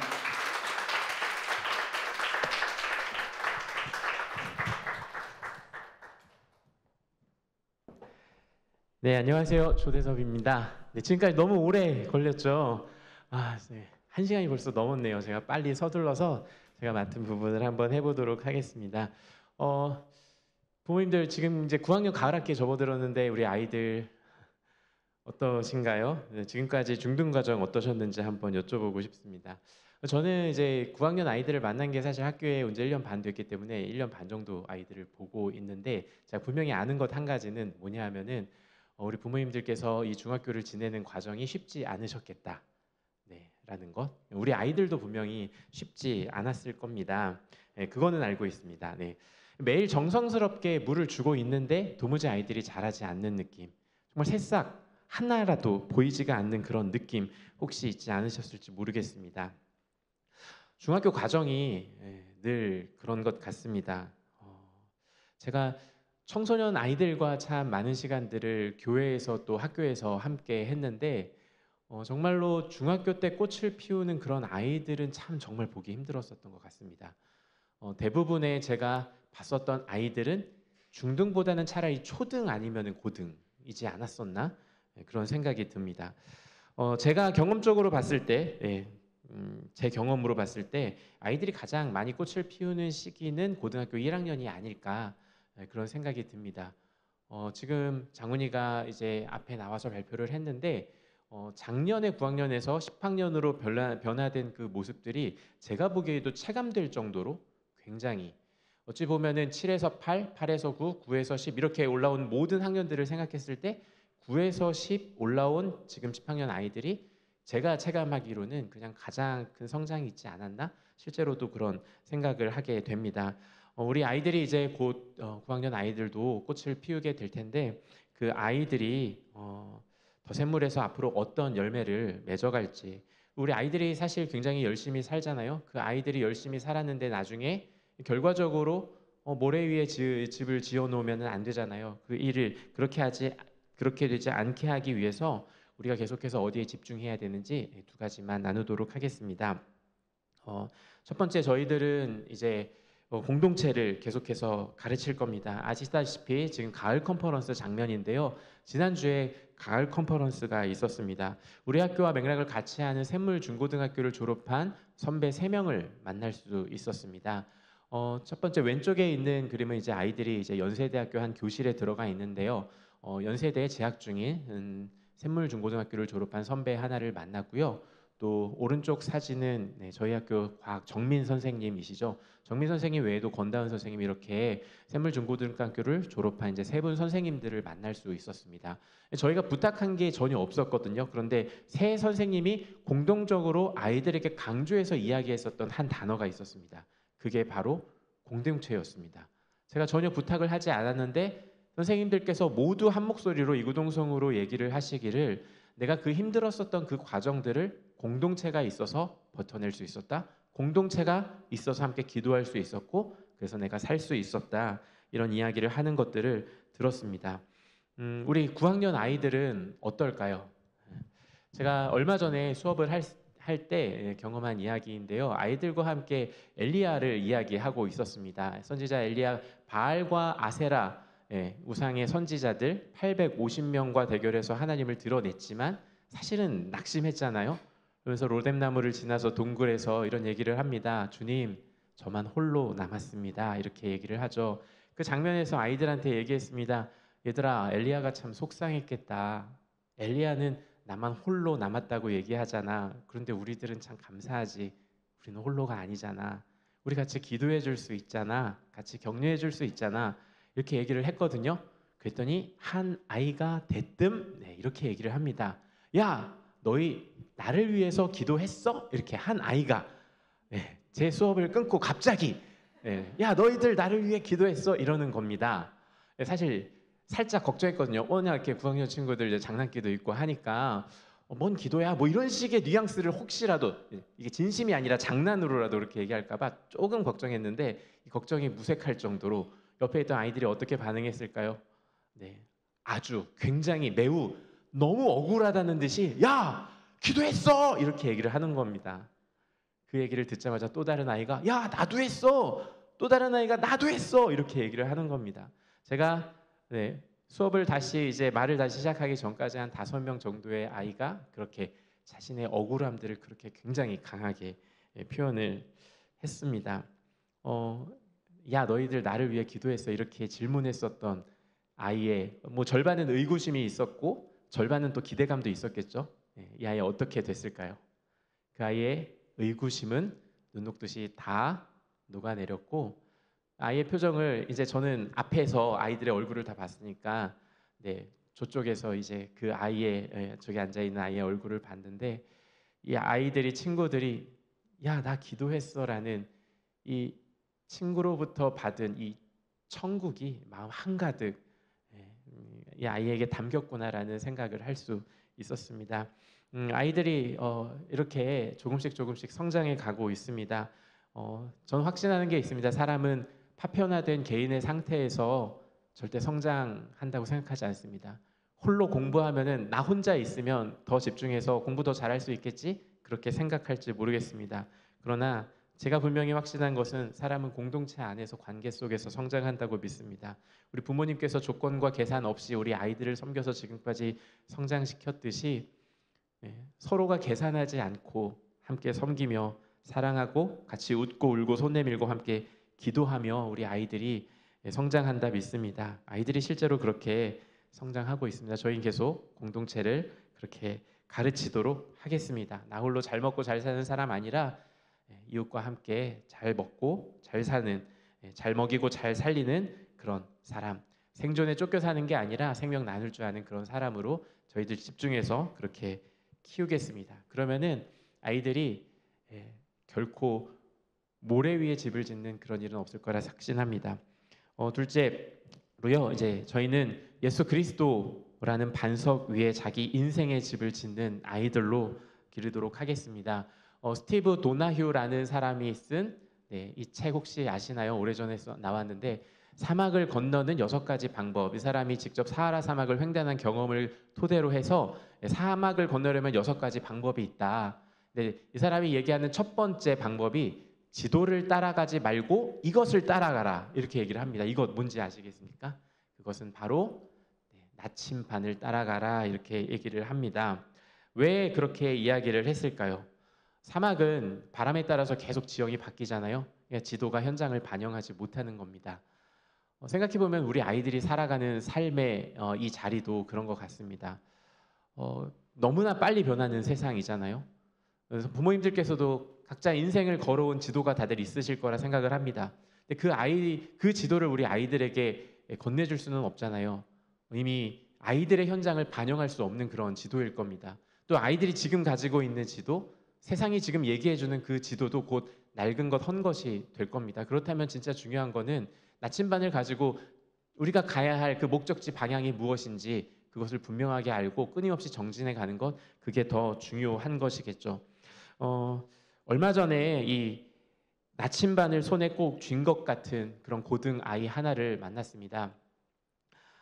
최근에 이 고등 아이 하나와 1대1로 좀 긴 시간 대화할 수 있는 시간이 있었는데요.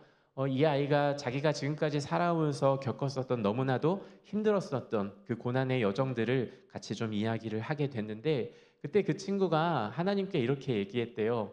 하나님 저한테 왜 그러세요? 이렇게 얘기를 했답니다.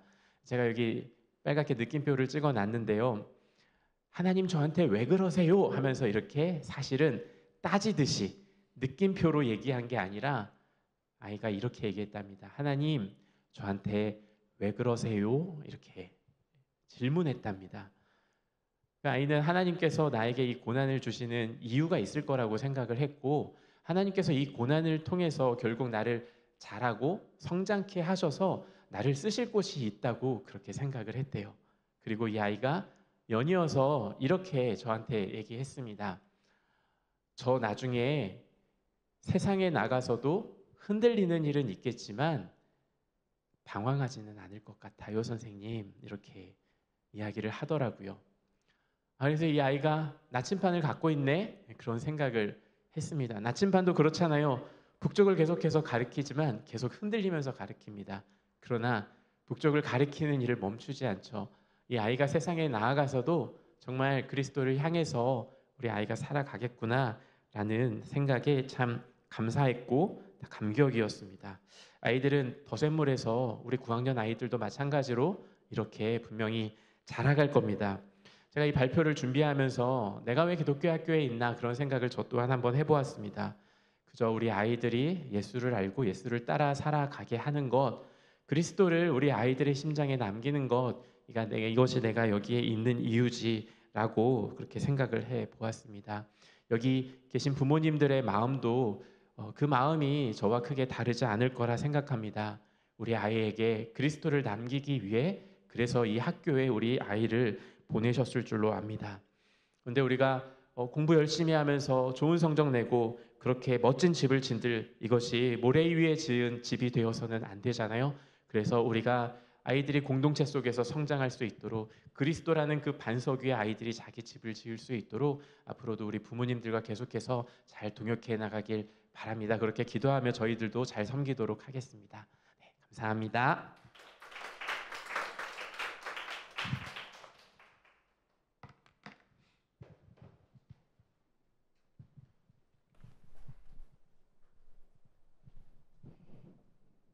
네, 안녕하세요. 네, 마지막으로 특별 전형 입학 행정 관련된 것 안내 드리도록 하겠습니다.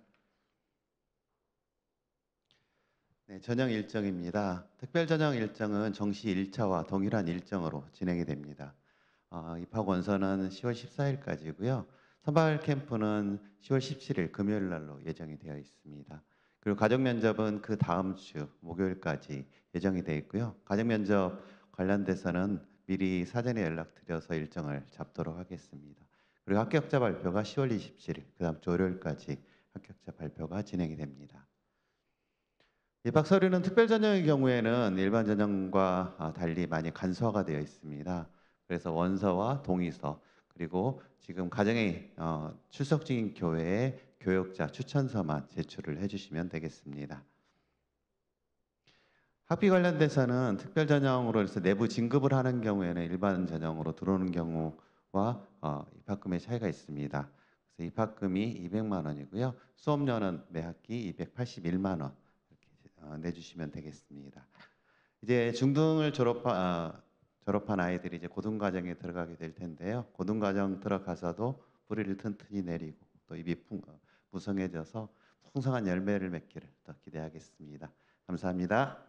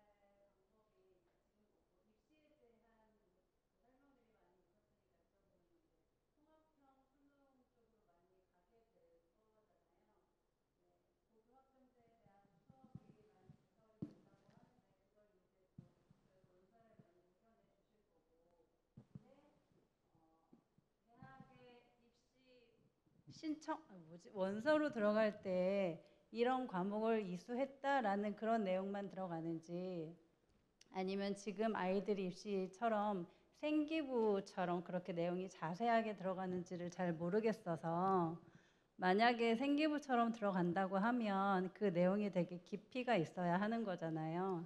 그러한 준비도 가능하신지 여쭤보고 싶습니다. 네네. 그래서 제가 아까 말씀드렸다시피 모든 교과 안에서 탐구 과정이 좀 수행 평가의 일환으로 이루어지고요. 아이들이 실제로 그 수업에서 어떻게 어떤 활동을 어떤 결과물을 가지고 했는지를 저희가 자세하게 생기부에 그 각 과목의 세부 특기 사항에 적게 되어 있어요.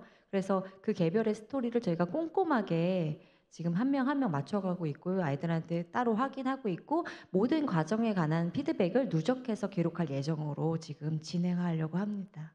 교과뿐만 아니라 창체의 모든 부분에 대해서도요. 네네. 그래서 그런 것들이 모두 합해서 생기부가 될 거고요. 그 생기부로 말미암아 그 대학의 입학 전형이 이제 저희가 반영될 예정이에요. 더 자세한 상황 선생님.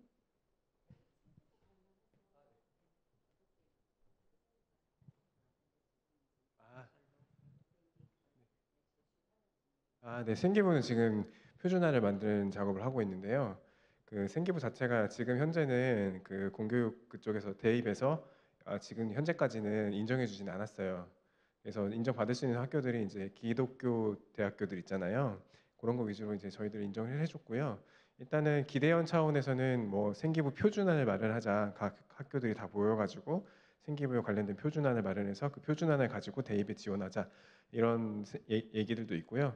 그리고 이제 저희가 예전부터 이제 생기부는 어쨌든 아이들 그 교육하고 뭐 이제 활동하고 한 내용들을 적어놓는 기록들이잖아요. 그렇기 때문에 그런 기본적인 양식들은 일반 학교에 준하게 저희들도 가지고 있고, 그리고 이제 또 학점제를 시작하니까 학점제에 맞춘 또 양식도 필요하거든요. 그래서 그런 부분도 제가 이제 예전부터 이제 연구하고 준비해왔던 양식들이 다 있어서 또 이제 몇 가지 또 좋은 학교들의 생기부들이 있어요. 이제 그런 생기부들을 참조해서 저희들 안을 마련할 예정이고요. 이제 거기에서 중요한 것들이 이제 전공 적합성에 대한 이야기예요. 그게 뭐냐면은 이 아이가 이 전공을 선택했는데 어떤 활동과 어떤 교과와 어떤 스토리를 가지고 이 전공에 지원을 했느냐 이런 부분이 중요하거든요. 그래서 생기부에 그 서사적인 스토리가 담겨 있어야 돼요. 그래서 이제 어떤 교과목 듣는지도 중요하고 그 교과목 성취가 얼마나 되는지도 중요하고 그리고 거기에 대한 세부 능력 및 특기 사항이 어떻게 구성되어 있는지도 중요하고요. 그래서 그런 부분들을 제출해서 이제 저희가 기대한 차원에서 이제 요거를 인정해 주십시오라고 하면은 근데 그 한동대학교 같은 경우는 작년에 그 생활기록부를 요청했어요. 그리고 이제 교육과정 편제 전체를 요청을 했어요. 그래서 전체 교육과정 편제를 보냈었고요. 그 다음에 학생부 양식도 거기에 맞춰가지고 학점제에 맞춰서 보냈었고요.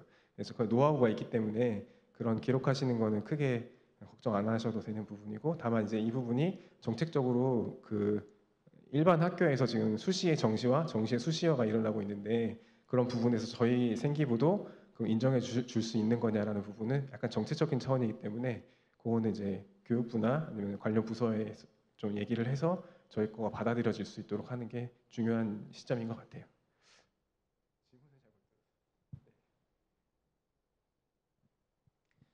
네, 추가적인 질문들 있으세요?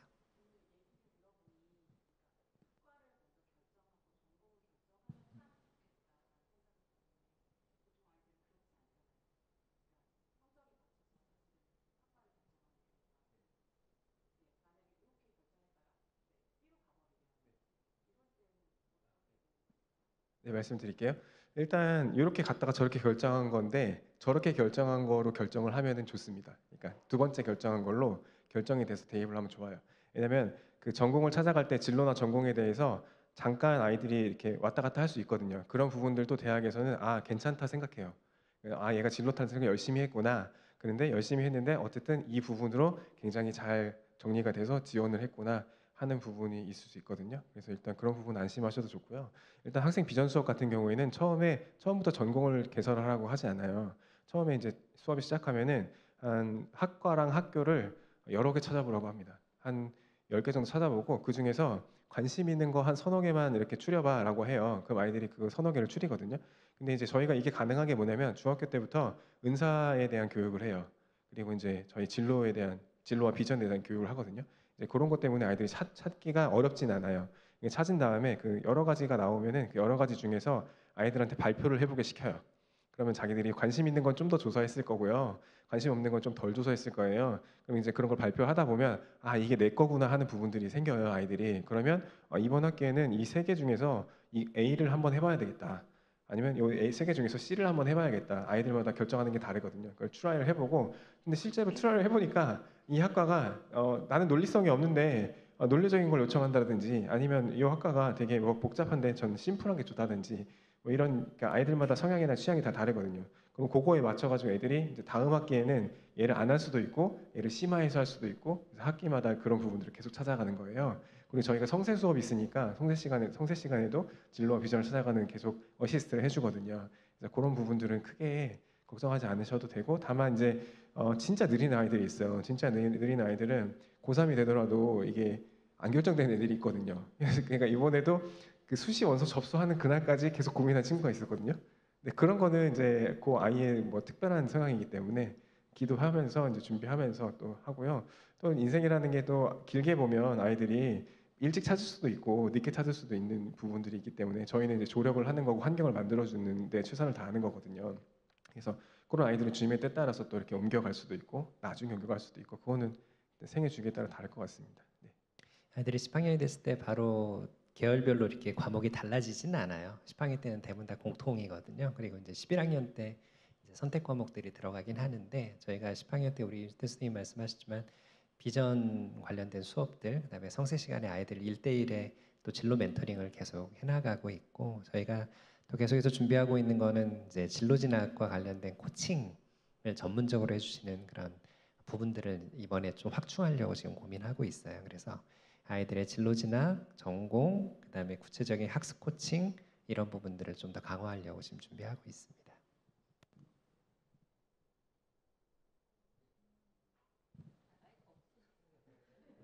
아, 제가 잘 몰라서 그러는데 그 고교학점제에서 이제 심화를 그러니까 필수가 있고 심화 그러니까 하고 싶은 거를 선택한다고 얘기를 들었었는데 인원이 지금은 더 적긴 하지만 고1이 이 아이들이 올라갔을 때 그러면 9명의 아이들이 다 다른 과목의 심화를 선택할 경우에는 이거를 다 해줄 수는 없는 상황이잖아요. 그러면 그거에 대한 준비가 어느 정도 되어 있는지. 왜냐하면 지금 저희가 생각하기에는 고1도 이미 준비돼서 시작을 했어야 된다는 생각이 들기는 하거든요. 근데 이제 저 같은 경우에는 그럼 고1은 시작을 못했고 그럼 그러니까 물밑 작업은 하셨겠지만 눈에 띄는 제가 느끼기에는 없다고 생각이 들었거든요. 대부분 대안학교들이 지금. 근데 그럼 저희 아이들이 올라갔을 때는 그 선택 과목이나 그런 과목에 있어서 바로잖아요. 그러면 그런 선생님들 확충이나 아니면 선생님들이 뭐 몇 가지를 준비하셔서 할 수 있는지가 어느 정도 준비되어 있는지.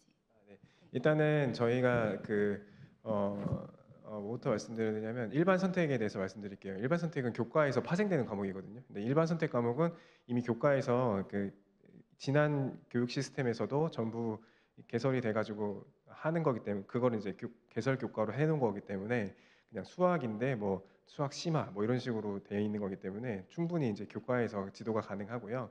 그다음에 아이들이 지금 현재는 지금 10학년 아이들이 5명이잖아요. 그러니까 요 아이들이 11학년 때 선택 과목이 벌어지는 거예요. 그래서 일단 얘네들이 먼저 개설 교과를 경험을 하고 이제 되겠죠. 그리고 나서 이제 우리 9학년들이 올라오면 9명 정도 학생들이 더 플러스가 돼가지고 이제 열리게 될 거예요. 그래서 그때는 조금 더 복잡하게 되는데요. 일단은 개설 수업이라는 이 공간이 굉장히 좋은 공간이에요. 왜냐하면 여기에는 아이들이 원하는 것들을 본인들이 개설할 수 있고 그 교과목명을 이제 일반 학교에서 하는 교과목명으로 이제 저희가 세팅을 할 수가 있어요. 그 세팅을 해서 세특도 적어줄 수 있고 그런 부분에서는 이미 이런 공간들이 몇 개 더 생기면 이제 그런 부분은 충분히 소화가 되는 부분인데요. 그거 아니더라도 이제 뭐 교과서에 나오는 거나 일반 교육에서 하는 그런 부분들은 지금 저희가 경대연이나 기대연에 협력하거나 아니면 여기 있는 지역 학교들과 모여가지고 공동 학점제를 위해서 공동 수업을 연다든지 아니면 이제 온라인 자원을 활용할 수 있으면 온라인 자원을 활용한다든지 이런 단계적인 대안들이 마련이 되어 있거든요. 그래서 그런 부분들은 아이들 요청을 좀 확인하고 개수를 해봐야 되고요. 그리고 그 개수를 해본 것과 관련해서 이제 선생님들이 더 필요하실 수도 있고 공간이 더 필요할 수도 있고 그런 부분들은 이제 세팅을 좀 해봐야 되는 거예요. 그래서 지금 10학년 아이들 거는 저희가 시뮬레이션을 다 돌려봤어요. 그래서 10학년 아이들을 어느 정도까지는 저희 커버할 수 있다 이런 부분들은 나와 있고요. 이제 9학년 아이들이 올라왔을 때 이게 좀 벌어졌을 때 할 때는 상황이 조금 더 변할 것 같아요. 공동학점제가 시작된다든지 아니면 정부 차원에서 어떤 부분에 지원이 일어난다든지라고 하면은 조금 더 편리한 형태가 될 수도 있고 조금 더 복잡한 형태가 될 수도 있습니다. 아까도 얘기했지만 저희가 시뮬레이션은 다 한번 해봤어요. 지금 10학년 5명 있잖아요. 5명의 전공 분야별로 다 정리해보고 대학에서 요구하는 이런 선택 과목들을 들었으면 좋겠다라는 그 과목 리스트를 다 확인을 했거든요. 그래서 가상적으로 11학년 때, 12학년 때 그럼 어떤 과목들이 개설이 되어야 돼? 이런 것들을 한번 다 정리를 해봤었거든요. 그랬는데 11학년 때는 사실은 아까도 말씀드린 일반 선택이 많아요. 진로 융합 선택은 11학년 때는 그렇게 많지 않거든요. 그러다 보니까 대부분은 문과, 이과, 예체능의 그 계열 단위가 많이 묶이게 돼요. 큰 차이가 없더라고요. 그래서 사실은 지금까지 운영했던 시스템과 큰 차이가 없어요. 그래서 11학년까지는 사실은 큰 무리가 아니라고 저희가 보고 있고, 나중에 이제 12학년 올라갔을 때 진로 선택 융합 과목에 있어서는 선생님들이 좀 더 심화된 그다음에 개설하는 과목들이 많이 필요하겠다. 근데 그 사이에 저희가 저희 학교 선생님들, 그다음에 외부에 있는 온라인이든 여러 가지 컨텐츠들이 있잖아요. 그다음에 기대원에 있는 다양한 학교들, 그런 학교들과 융합하면서, 그다음에 지금 일반 공교육은 접속이 되는지 아직 대안교육관이 접속이 못 되는 뭐 드림온 학교 뭐 이런 데가 있거든요. 온라인으로 강좌를 개설해 주는 곳이에요. 그래서 그런 정책적 노력을 기울이면 아마도 지금 9학년이 올라왔을 때는 그런 부분에서는 큰 제약이 없지 않을까 이렇게 생각을 하고 있습니다.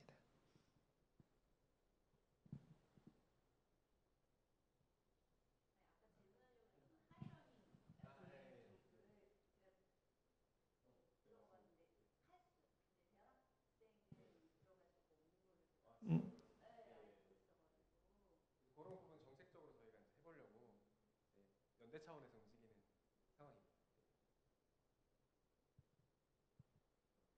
그리고 이제 이 교과 자체가 학생 중심으로 좀 많이 가고 있어요. 그래서 그 선생님들한테서도 좀 이렇게 전환이 필요한데, 기존에는 선생님들을 교과 중심으로 선발했기 때문에 선생님들이 교과에만 이렇게 국한되어 있거든요. 그래서 저는 수학이니까 수학 교과만 가르치면 된다라고 생각했는데, 이제 그런 시대가 좀 넘어서서 선생님들도 되게 다양한 과목을 좀 코칭하거나 지도할 수 있는 능력을 저희도 갖춰야 되거든요. 그런 부분이 있고, 그리고 이제 어, 그래서 이제 하여튼 그런 부분들도 좀 산재해서 여러 가지 면으로 이제 선생님들에 대한 교육적인 변화, 또 이제 아이들도 주체로 서기 때문에 본인들이 책임감 있게 자기가 계획한 것들을 비전 주도적으로 해야 되는 필요가 있어요. 그래서 그런 부분들도 아이들이 갖춰야 될 부분들이 있고, 이제 학점제를 시행하면서 여러 가지 요소들이 더 많이 필요하긴 합니다. 네.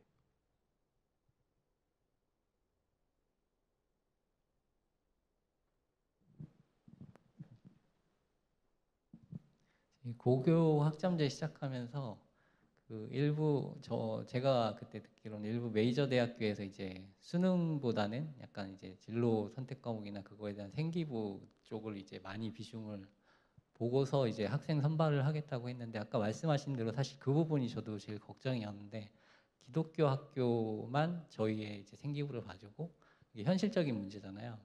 이게 정책적인 부분이라 사실 뭐 말씀드릴 부분 없는데, 실제 기독교 연합 뭐 해서 특별히 뭔가 이렇게 시도를 하거나 뭔가 진행되고 있는 게 있는지, 사실 그게 선택이 안 되면 의미가 없는 거잖아요. 저희 쪽에서는 그 부분에 대해서 좀 듣고 싶습니다. 뭐 일단은 그 저희가 예전에도 교육 환경이 굉장히 어려웠어요. 그러니까 입시 환경이 점점 많이 변하고 있어요. 처음에는 제한이 별로 없었다가 이제 그 처음에 그 아이들이 교대 가려고 하는데 공주교대였거든요. 공주교대 가려고 했는데 공주교대에서 안 받아주는 거예요. 차별하는 거예요. 그래서 이제 헌법 소원을 해가지고 이제 그 부분을 이렇게 열고 그랬어요. 그러니까 저희들도 이제 이런 상황들이 있으면 대안을 만들고 또 헌법 소원을 하고 막 이렇게 하는 것도 있고, 또 얼마 전에 또 무슨 이렇게 급식비 관련해서 행정심판 또 청구하는 그런 부분도 있고, 연대로 모여서 가서 이렇게 이야기한, 교육청 앞에서 이야기한 경우도 있고, 그래서 좀 어려움들이 많은데요. 일단 그 대학들에서 이제 교과목을 본다는 것 자체는 지금은 되게 막 폭이 넓진 않아요. 그러니까 수학 과목에서 심화 과목들을 들었냐, 뭐 예를 들어서 서울대 의예과라든지 아니면 좀 주요 학과에서 이런 부분들을 리딩하겠다는 거거든요. 그래서 그런 부분이 하나가 있고, 그다음에 이제 저희가 수시 접수할 때도 약간은 조금 불편한 부분들 있잖아요. 학정할 때 학생부를 인정해주지 않는 부분에서. 그래서 저희가 그런 부분도 사실 손해 보고 있는데, 그런 부분들도 이번에 연대 차원에서 얘기가 나왔어요. 이런 부분들 우리 생기부를 인정해주거나, 그 대체 소식이라는 게 있는데, 그거는 이제 아이들이 생기부 없으면 생기부 대신에 자기들이 활동한 내용들이나 그런 전공에 관련된 내용들을 정리해가지고 이제 그 대학에다 제출을 하는 거예요. 그런 부분에 대한 실질적인 인증을 해줄 수 있느냐, 이런 부분에 대한 얘기도 나왔거든요. 그래서 말씀드린 대로 말씀하신 것처럼 정책적인 부분이라 저희가 다 이렇게 할 수는 없지만 늘 그런 어려움들이 있었고, 저희들은 어쨌든 그 안에서 최선을 다해서 노력해서 아이들 그 진로와 진학 또 비전에 맞춰서 이제 보내주는 이런 부분들이 있었고, 그리고 그런 노력들을 지금도 하고 있고, 경대원 기대원을 통해서도 또 연합회 활동을 통해서도 하고 있고, 또 이런 부분들이 그 여러 가지가 있으니까 그 다차원적으로 하고 있거든요. 그래서 그런 부분 좀 기다려 주시면 좋을 것 같다는 생각이 듭니다. 기대원과 협업에 있어서 우리 총괄부장님이 또 가장 열심히 하고 계셨어요. 네, 나는 들어. 예전에 2013년, 14년에 교육부에서 대안학교 실사를 했어요. 2차례 했는데 국제대안학교 다 폐교하겠다. 수업료가 연간 1,000만 원 이상 폐교하겠다. 그래서 교회에서 만들지 않은 대안학교들이 정말 긴장해서 쫄아가지고 인가받지 않는 대안학교 중에서 샘물중고등학교가 제일 컸어요. 우리는 안 나왔어요. 독수리고 뭐 옆에 다 나왔는데 그때 우리 캠퍼스를 8,000평 짓고 있었고 1기 졸업생 준비하고 있었고 그냥 하나님이 눈을 가려주셨나? 그래서 그 일이 있고 나서 기대원에 가입했더니 법제화팀이 만들어지길래 거기 들어가서 여의도에서 호텔에서 1박 2일씩 몇 년 동안 여러 차례 회의를 했어요. 이유는 폐교되지는 않아야 될 거잖아요. 법을 어떻게 만들지도 몰라. 그때 이사장 하시던 기대원 이사장 하시던 분은 신장 투석하고 있었는데 신장 투석하는 날 하고 나서 와서 거기서 같이 회의하고. 근데 되게 비관적이었던 것은 법제처의 부의사관 한 분이 도와주셨는데 민간이 제정하는 법은 법으로 제정되는 확률이 거의 없다. 거의 불가능하다. 가능한 방법 하나는 국회의원 한 사람이 미치면 된다. 하나님의 역사로 국회의원 한 사람이 미쳐가지고 졸업생 학부모 한 사람이 국회의원이 있어가지고 법이 통과가 된 거고요. 재산의 법적 지위가 확보가 돼서 폐교라는 이야기는 없어졌잖아요. 그죠? 대한교육기관 등록에 관한 법률이 생겨서 경기도교육청에 우리가 등록이 됐잖아요. 그런데 그 사이에 발생한 게 부가세를 내야 된다. 한 학교가 문제가 돼서 3억인가 4억을 부가세를 냈어요. 그리고는 여러 학교에다가 부가세 조사 나온다고 또 통지가 왔어요. 저희는 오지는 않았어요. 학교를 설립하기 전부터 그 가능성이 있다는 거를 세무사 회계사 검토해서 알았고 나름대로 조치를 했는데 학원도 부가세를 안 내고 학교도 부가세를 안 내는데 내라고 하면 낼 수밖에 없는 상황이었어요. 10년까지 추징하니까 샘물중고등학교는 냈으면 40억을 내야 돼요. 학교가 없어지겠죠. 그죠? 대부분 학교는 다 없어졌을 거예요. 그 일을 막아주셨고요. 이번에 왜 이 일을 했냐? 지금 대안학교 아이들이 공립학교 애들보다 진학하는 게 유리할까요? 불리할까요? 그냥 컴퓨터 쳐보면 계속 검정고시 출신들이 많아진다는 거예요. 자퇴하고. 서울대 같은 데 보면 검정고시 출신이 비율이 낮은데 점차로 증가하고 있다는 거예요.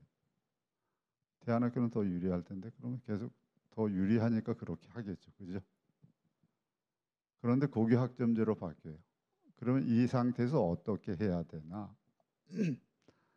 저는 사업하던 습관이 있어서 이렇게 몇 년 이렇게 앞을 좀 보고 하는 게 있는데 이거 고교 학점제 빨리 전체로 연대해서 일을 해야지. 제가 기대원에다 몇 번 이야기를 했는데 잘 안 돼서 이번에 앞서서 이 일을 하자고 한 거예요. 그러니까 아까 이야기한 생기부 인정하는 문제. 인정하는 학교가 있고 안 하는 학교가 있고 아까 대체 소식 뭐 이렇게 돼 있는데 우리 아이들이 지금 현재 입시 제도처럼 더 유리하면 유리해야지 불리하면 되나? 아까 이야기한 것처럼 역량 중심의 교육을 하다 보니까 또 논술이나 면접 이런 면에서는 되게 우리가 유리하잖아요. 그러면 우리가 그건 열심히 해서 유리한 것이고 제도적으로 불리한 게 없어야 될 거잖아요. 제도적으로 불리하다고 그러면 아까 말씀드린 대로 헌법소원 해야 되는 거잖아요. 그래서 그러한 법의 문제, 생기부의 문제는 지금 어디를 접촉해서 하자고 하냐면 교육부, 대교협, 대학. 이걸 개별 학교 접촉해서는 영향력이 적을 테니까. 그런데 그렇게 접촉해야 될 게 있고 경기도 교육청을 또 시도 교육청을 접촉해야 될 게 있어요. 뭐냐면 아까 말씀하신 우리 하이러닝, 경기공유학교 뭐 이런 거. 근데 우리가 알기로는 이음원 학교는 우리한테 아직 대안학교 때 개방 안 했어요. 그럼 그거 개방해달라. 그죠? 그 두 가지로 안 되는 거는 다양한 과목을 여는 거를 기대원에 속한 여러 학교들이 연합해서 하면 훨씬 더 많은 선택을 할 수 있잖아요. 그리고 네 번째가 우리 자체적으로 하는 거죠. 세 가지를 최대한 우리가 해야 우리 자체적으로 하는 것을 조금 하고도 우리 아이들한테 좋은 결과를 줄 수 있기 때문에 그 일을 하고요. 생각보다 39개 학교 제가 봐서는 참석한다는 분들이 72명인가 그러는데 더 많이 와서 한 80여 명 온 것 같아요. 그래서 생각나실 때마다 기도해 주시고요. 우리 윤 선생님 이야기한 것처럼 하나님께서 함께 하실 것이고 또 그 일들이 이루어진다고 해도 시간이 좀 가면서들 이루어질 거니까 아까 이야기한 대로 뭐 생기부를 이렇게 크게 반영한다든가 이런 일들은 왜냐하면 이거 처음 하는 일이라 그죠? 한꺼번에 할 수도 없는 거잖아요.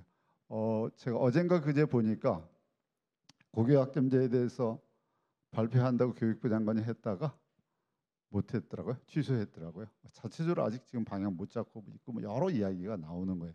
그래서 이거 자체가 시간이 걸리는 일인데 우리가 하는 형태로 하면 우리가 열심히 해서 유리한 거 있지만 제도적으로도 불리하지 않도록 계속 기도해 주시면 하나님께서 그 일 이루실 겁니다.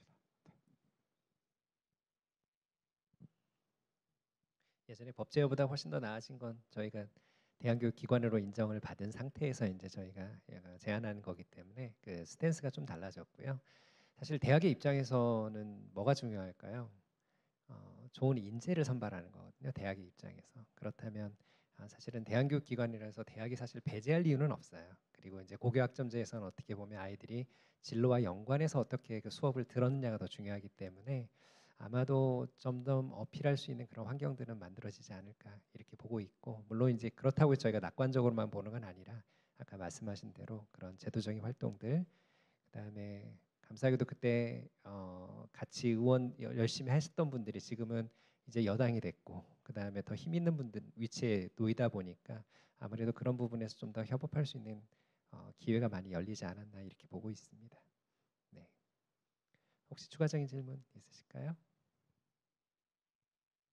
추가적으로 하나 말씀드리면은 일반 학교도 상황이 되게 비슷해요. 그러니까 일반 학교들도 공동학점제를 해본 적이 없어요. 그래서 공동학점제를 일부 학교들에서 지금 조금씩 시도하고 있거든요. 그러니까 그래도 이제 뭐 완벽한 형태는 아니지만 하고 있는 상황이고요. 온라인 그런 부분들은 뭐 지원이 되고 있긴 하지만 그 부분이 어떻게 될지 모르고 그러니까 정부에서도 지금 힘들어하고 있고 일반 학교에서도 힘들어하고 있고 교사들도 지금 혼선이 있고 이런 상황들은 이제 대안학교뿐만 아니라 일반 공교육에서도 비슷한 상황들이 벌어지고 있다는 부분이 있는 겁니다. 그래서 유리한 부분들은 유리하다는 게 내신 같은 경우는 저희가 검정고시로 치면 좀 잘 쳐주는 데들이 있거든요. 그래서 그런 부분이 유리하고 또 불리한 부분들은 아까 말씀하는 것처럼 학생부 인정하는 부분들이나 이런 부분들 불리한 부분들인데 그런 부분들도 이제 제도적으로 이제 저희들 잘 준비해 보려고 이제 연합회 활동하고 있다는 말씀드립니다. 네. 소인수 학교라고 하잖아요. 공립학교에서도 소인수 학교에 대해서 배려를 해서 고교학점제에서 이렇게 하겠다. 뭐 여러 가지 일들이 나오잖아요. 그럼에도 불구하고 불만들이 많은 거죠. 각자 여러 면에서. 그래서 지금 이 약간 불확실하고 혼돈이 있는 거고. 그럼 우리는 한다 그러면 어디 소인수로 해당이 될 거잖아요. 그러니까 아까 이야기한 대로 우리가 유리한 것들을 더 많이 찾고 불리한 것들을 없애기 위해서 기대연이라는 단체로 그리고 등록된 기관이니까 옛날에 뭐라고 이야기했냐면 무허가 판자촌이라고 이야기했어요. 교육부 과장이 그러면서 그 일들을 한 거거든요. 지금은 그게 아니잖아요. 왜 법제화팀을 만들어서 했냐? 최소한의 법적 지위를 받자. 그래서 대한교육기관으로 등록돼 있는 거죠. 그리고 아마 일반 학교에서 가장 큰 고민은 그거일 거예요. 아까도 우리 부모님 얘기하셨지. 아이가 진로에 대한 것도 불확실한 면이 있고 그다음에 혹시나 진로가 정해졌다 하더라도 무슨 과목을 선택해야 돼요라는 그 부분에 있어서 늘 질문이 있거든요. 그러면 이번 학기에는 뭘 선택해야 돼? 다음 학기에는 뭘 해야 돼?라는 1대1 코칭이 너무나 중요한 시점으로 바뀌고 있어요. 그렇지 않으면 완전히 다 사교육의 영역으로 지금 빠지는 거거든요. 이제 그러다 보면 일반 학교는 사실은 선생님과 이렇게 상담하는 것 자체가 쉽지 않은 그런 여건들이잖아요. 그런데 우리 선생님들은 아이들의 기질과 고민과 그동안의 씨름들을 다 알고 계시고 그다음에 10학년 때는 더더욱 1대1로 진로에 대한 코칭들을 더 심화해서 들어가거든요. 그래서 예를 들어서 우리 아이의 진로 분야에 있을 때는 이런 과정이 11학년 때 개설이 되어야 돼. 그런 것들이 저희가 미리 다 파악이 되니까요. 그렇다면 그 사이에 저희가 최대한 또 네트워크를 또 통해서 그 하실 수 있는 분을 섭외하고 이런 작업들을 저희가 매번 확인하면서 진행할 것 같습니다. 그리고 아이들과 계속해서 만나면서 진로 과정에 있어서의 또 고민도 있을 거고 그다음에 실제 그 과목을 또 수강하더라도 그 과정에서 계속 멘토링이 계속 필요하거든요. 그거에 대한 배움이 뭐였고 어떤 점이 또 어려웠고 하는 것들. 그래서 그런 부분에서는 사실 저는 고교학점제가 저희 더샘물 유니니스를 도와주는 제도 아닌가라는 생각이 들기도 했어요. 실제 이게 제도적으로 어떻게 변할지라도 우리는 우리의 지향성과 너무나 맞닿아있기 때문에 이것을 우리 내부에서 계속 소화해서 가야겠다 이런 생각을 하고 있습니다. 샘물 중고등학교부터 샘물 기독 초등학교부터 20년 됐다고 했잖아요. 제가 20년째 이 일을 하고 있는데 샘물 중고등학교하고 더샘물 학교하고 차이점이 뭐예요? 정신이나 미션이나 다 같아요. 비전이 좀 달라요. 어떤 게 다르냐면 더샘물 유니크니스. 왜 그러냐면 저쪽에서는 한 학년이 70명 정도였고요. 저희는 29명이 4개 학년이었어요. 하나님이 왜 이 일을 주셨지? 왜 이런 상황? 메마른 땅이라고 하더니 메마른 땅에 우물을 파라고 하셨는데 왜 이렇게 메마른 땅이지? 그거 기도하고 있었는데 코로나가 생기니까 더 할 수가 없었어요. 아무것도. 그래서 하나님께 기도하면서 하나님이 주신 비전이 유니니스예요. 그래서 한 아이마다 하나님의 형상을 닮은 특별한 한 아이로 만들어라. 저쪽에서는 학교가 세워지고 1기가 12학년이 될 때 8,000평의 땅을 사서 거기 건물을 지어서 가을 학기 전에 여름 학기 말에 이전을 했어요. 그때 거기서는 목표가 뭐였냐면 처음 학교가 세워질 때부터 운동장이 있는 학교를 만들어 달라. 이게 모두의 기도 제목이었어요. 근데 지금 저희는 여기 학교 언제 생길까요? 캠퍼스. 저 모르겠어요. 하나님께 기도하고 있지만 그거보다 우선이 뭐냐면 더샘을 유니크니스예요. 그래서 학생 한 명당 교사 수로 따지면 우리가 50% 이상 많을 거예요. 그 이야기는 뭐냐면 고교 학점제 같이 하나의 돌보고 그 아이들한테 맞는 것을 하려면 교사가 많아야 되잖아요. 그러니까 그런 면에서 기독교 대안학교가 유리한데 저희는 어느 학교보다 교사 수가 훨씬 많습니다.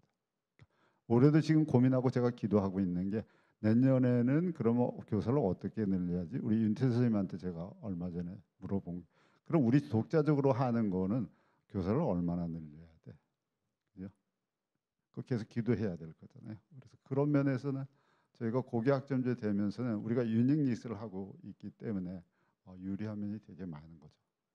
그건 우리 자체의 노력이고 제도 자체도 그렇게 가야 될 거잖아요. 그 일 위해서 저희가 하고 있습니다. 네, 뭐 시간이 많이 이제 지나서 혹시나 추가적인 궁금 사항이 있으면요 또 남아서 우리 선생님들하고 나눌 수 있으니까요. 예, 그러면 오늘 설명은 이것으로 마치도록 하겠습니다. 감사합니다.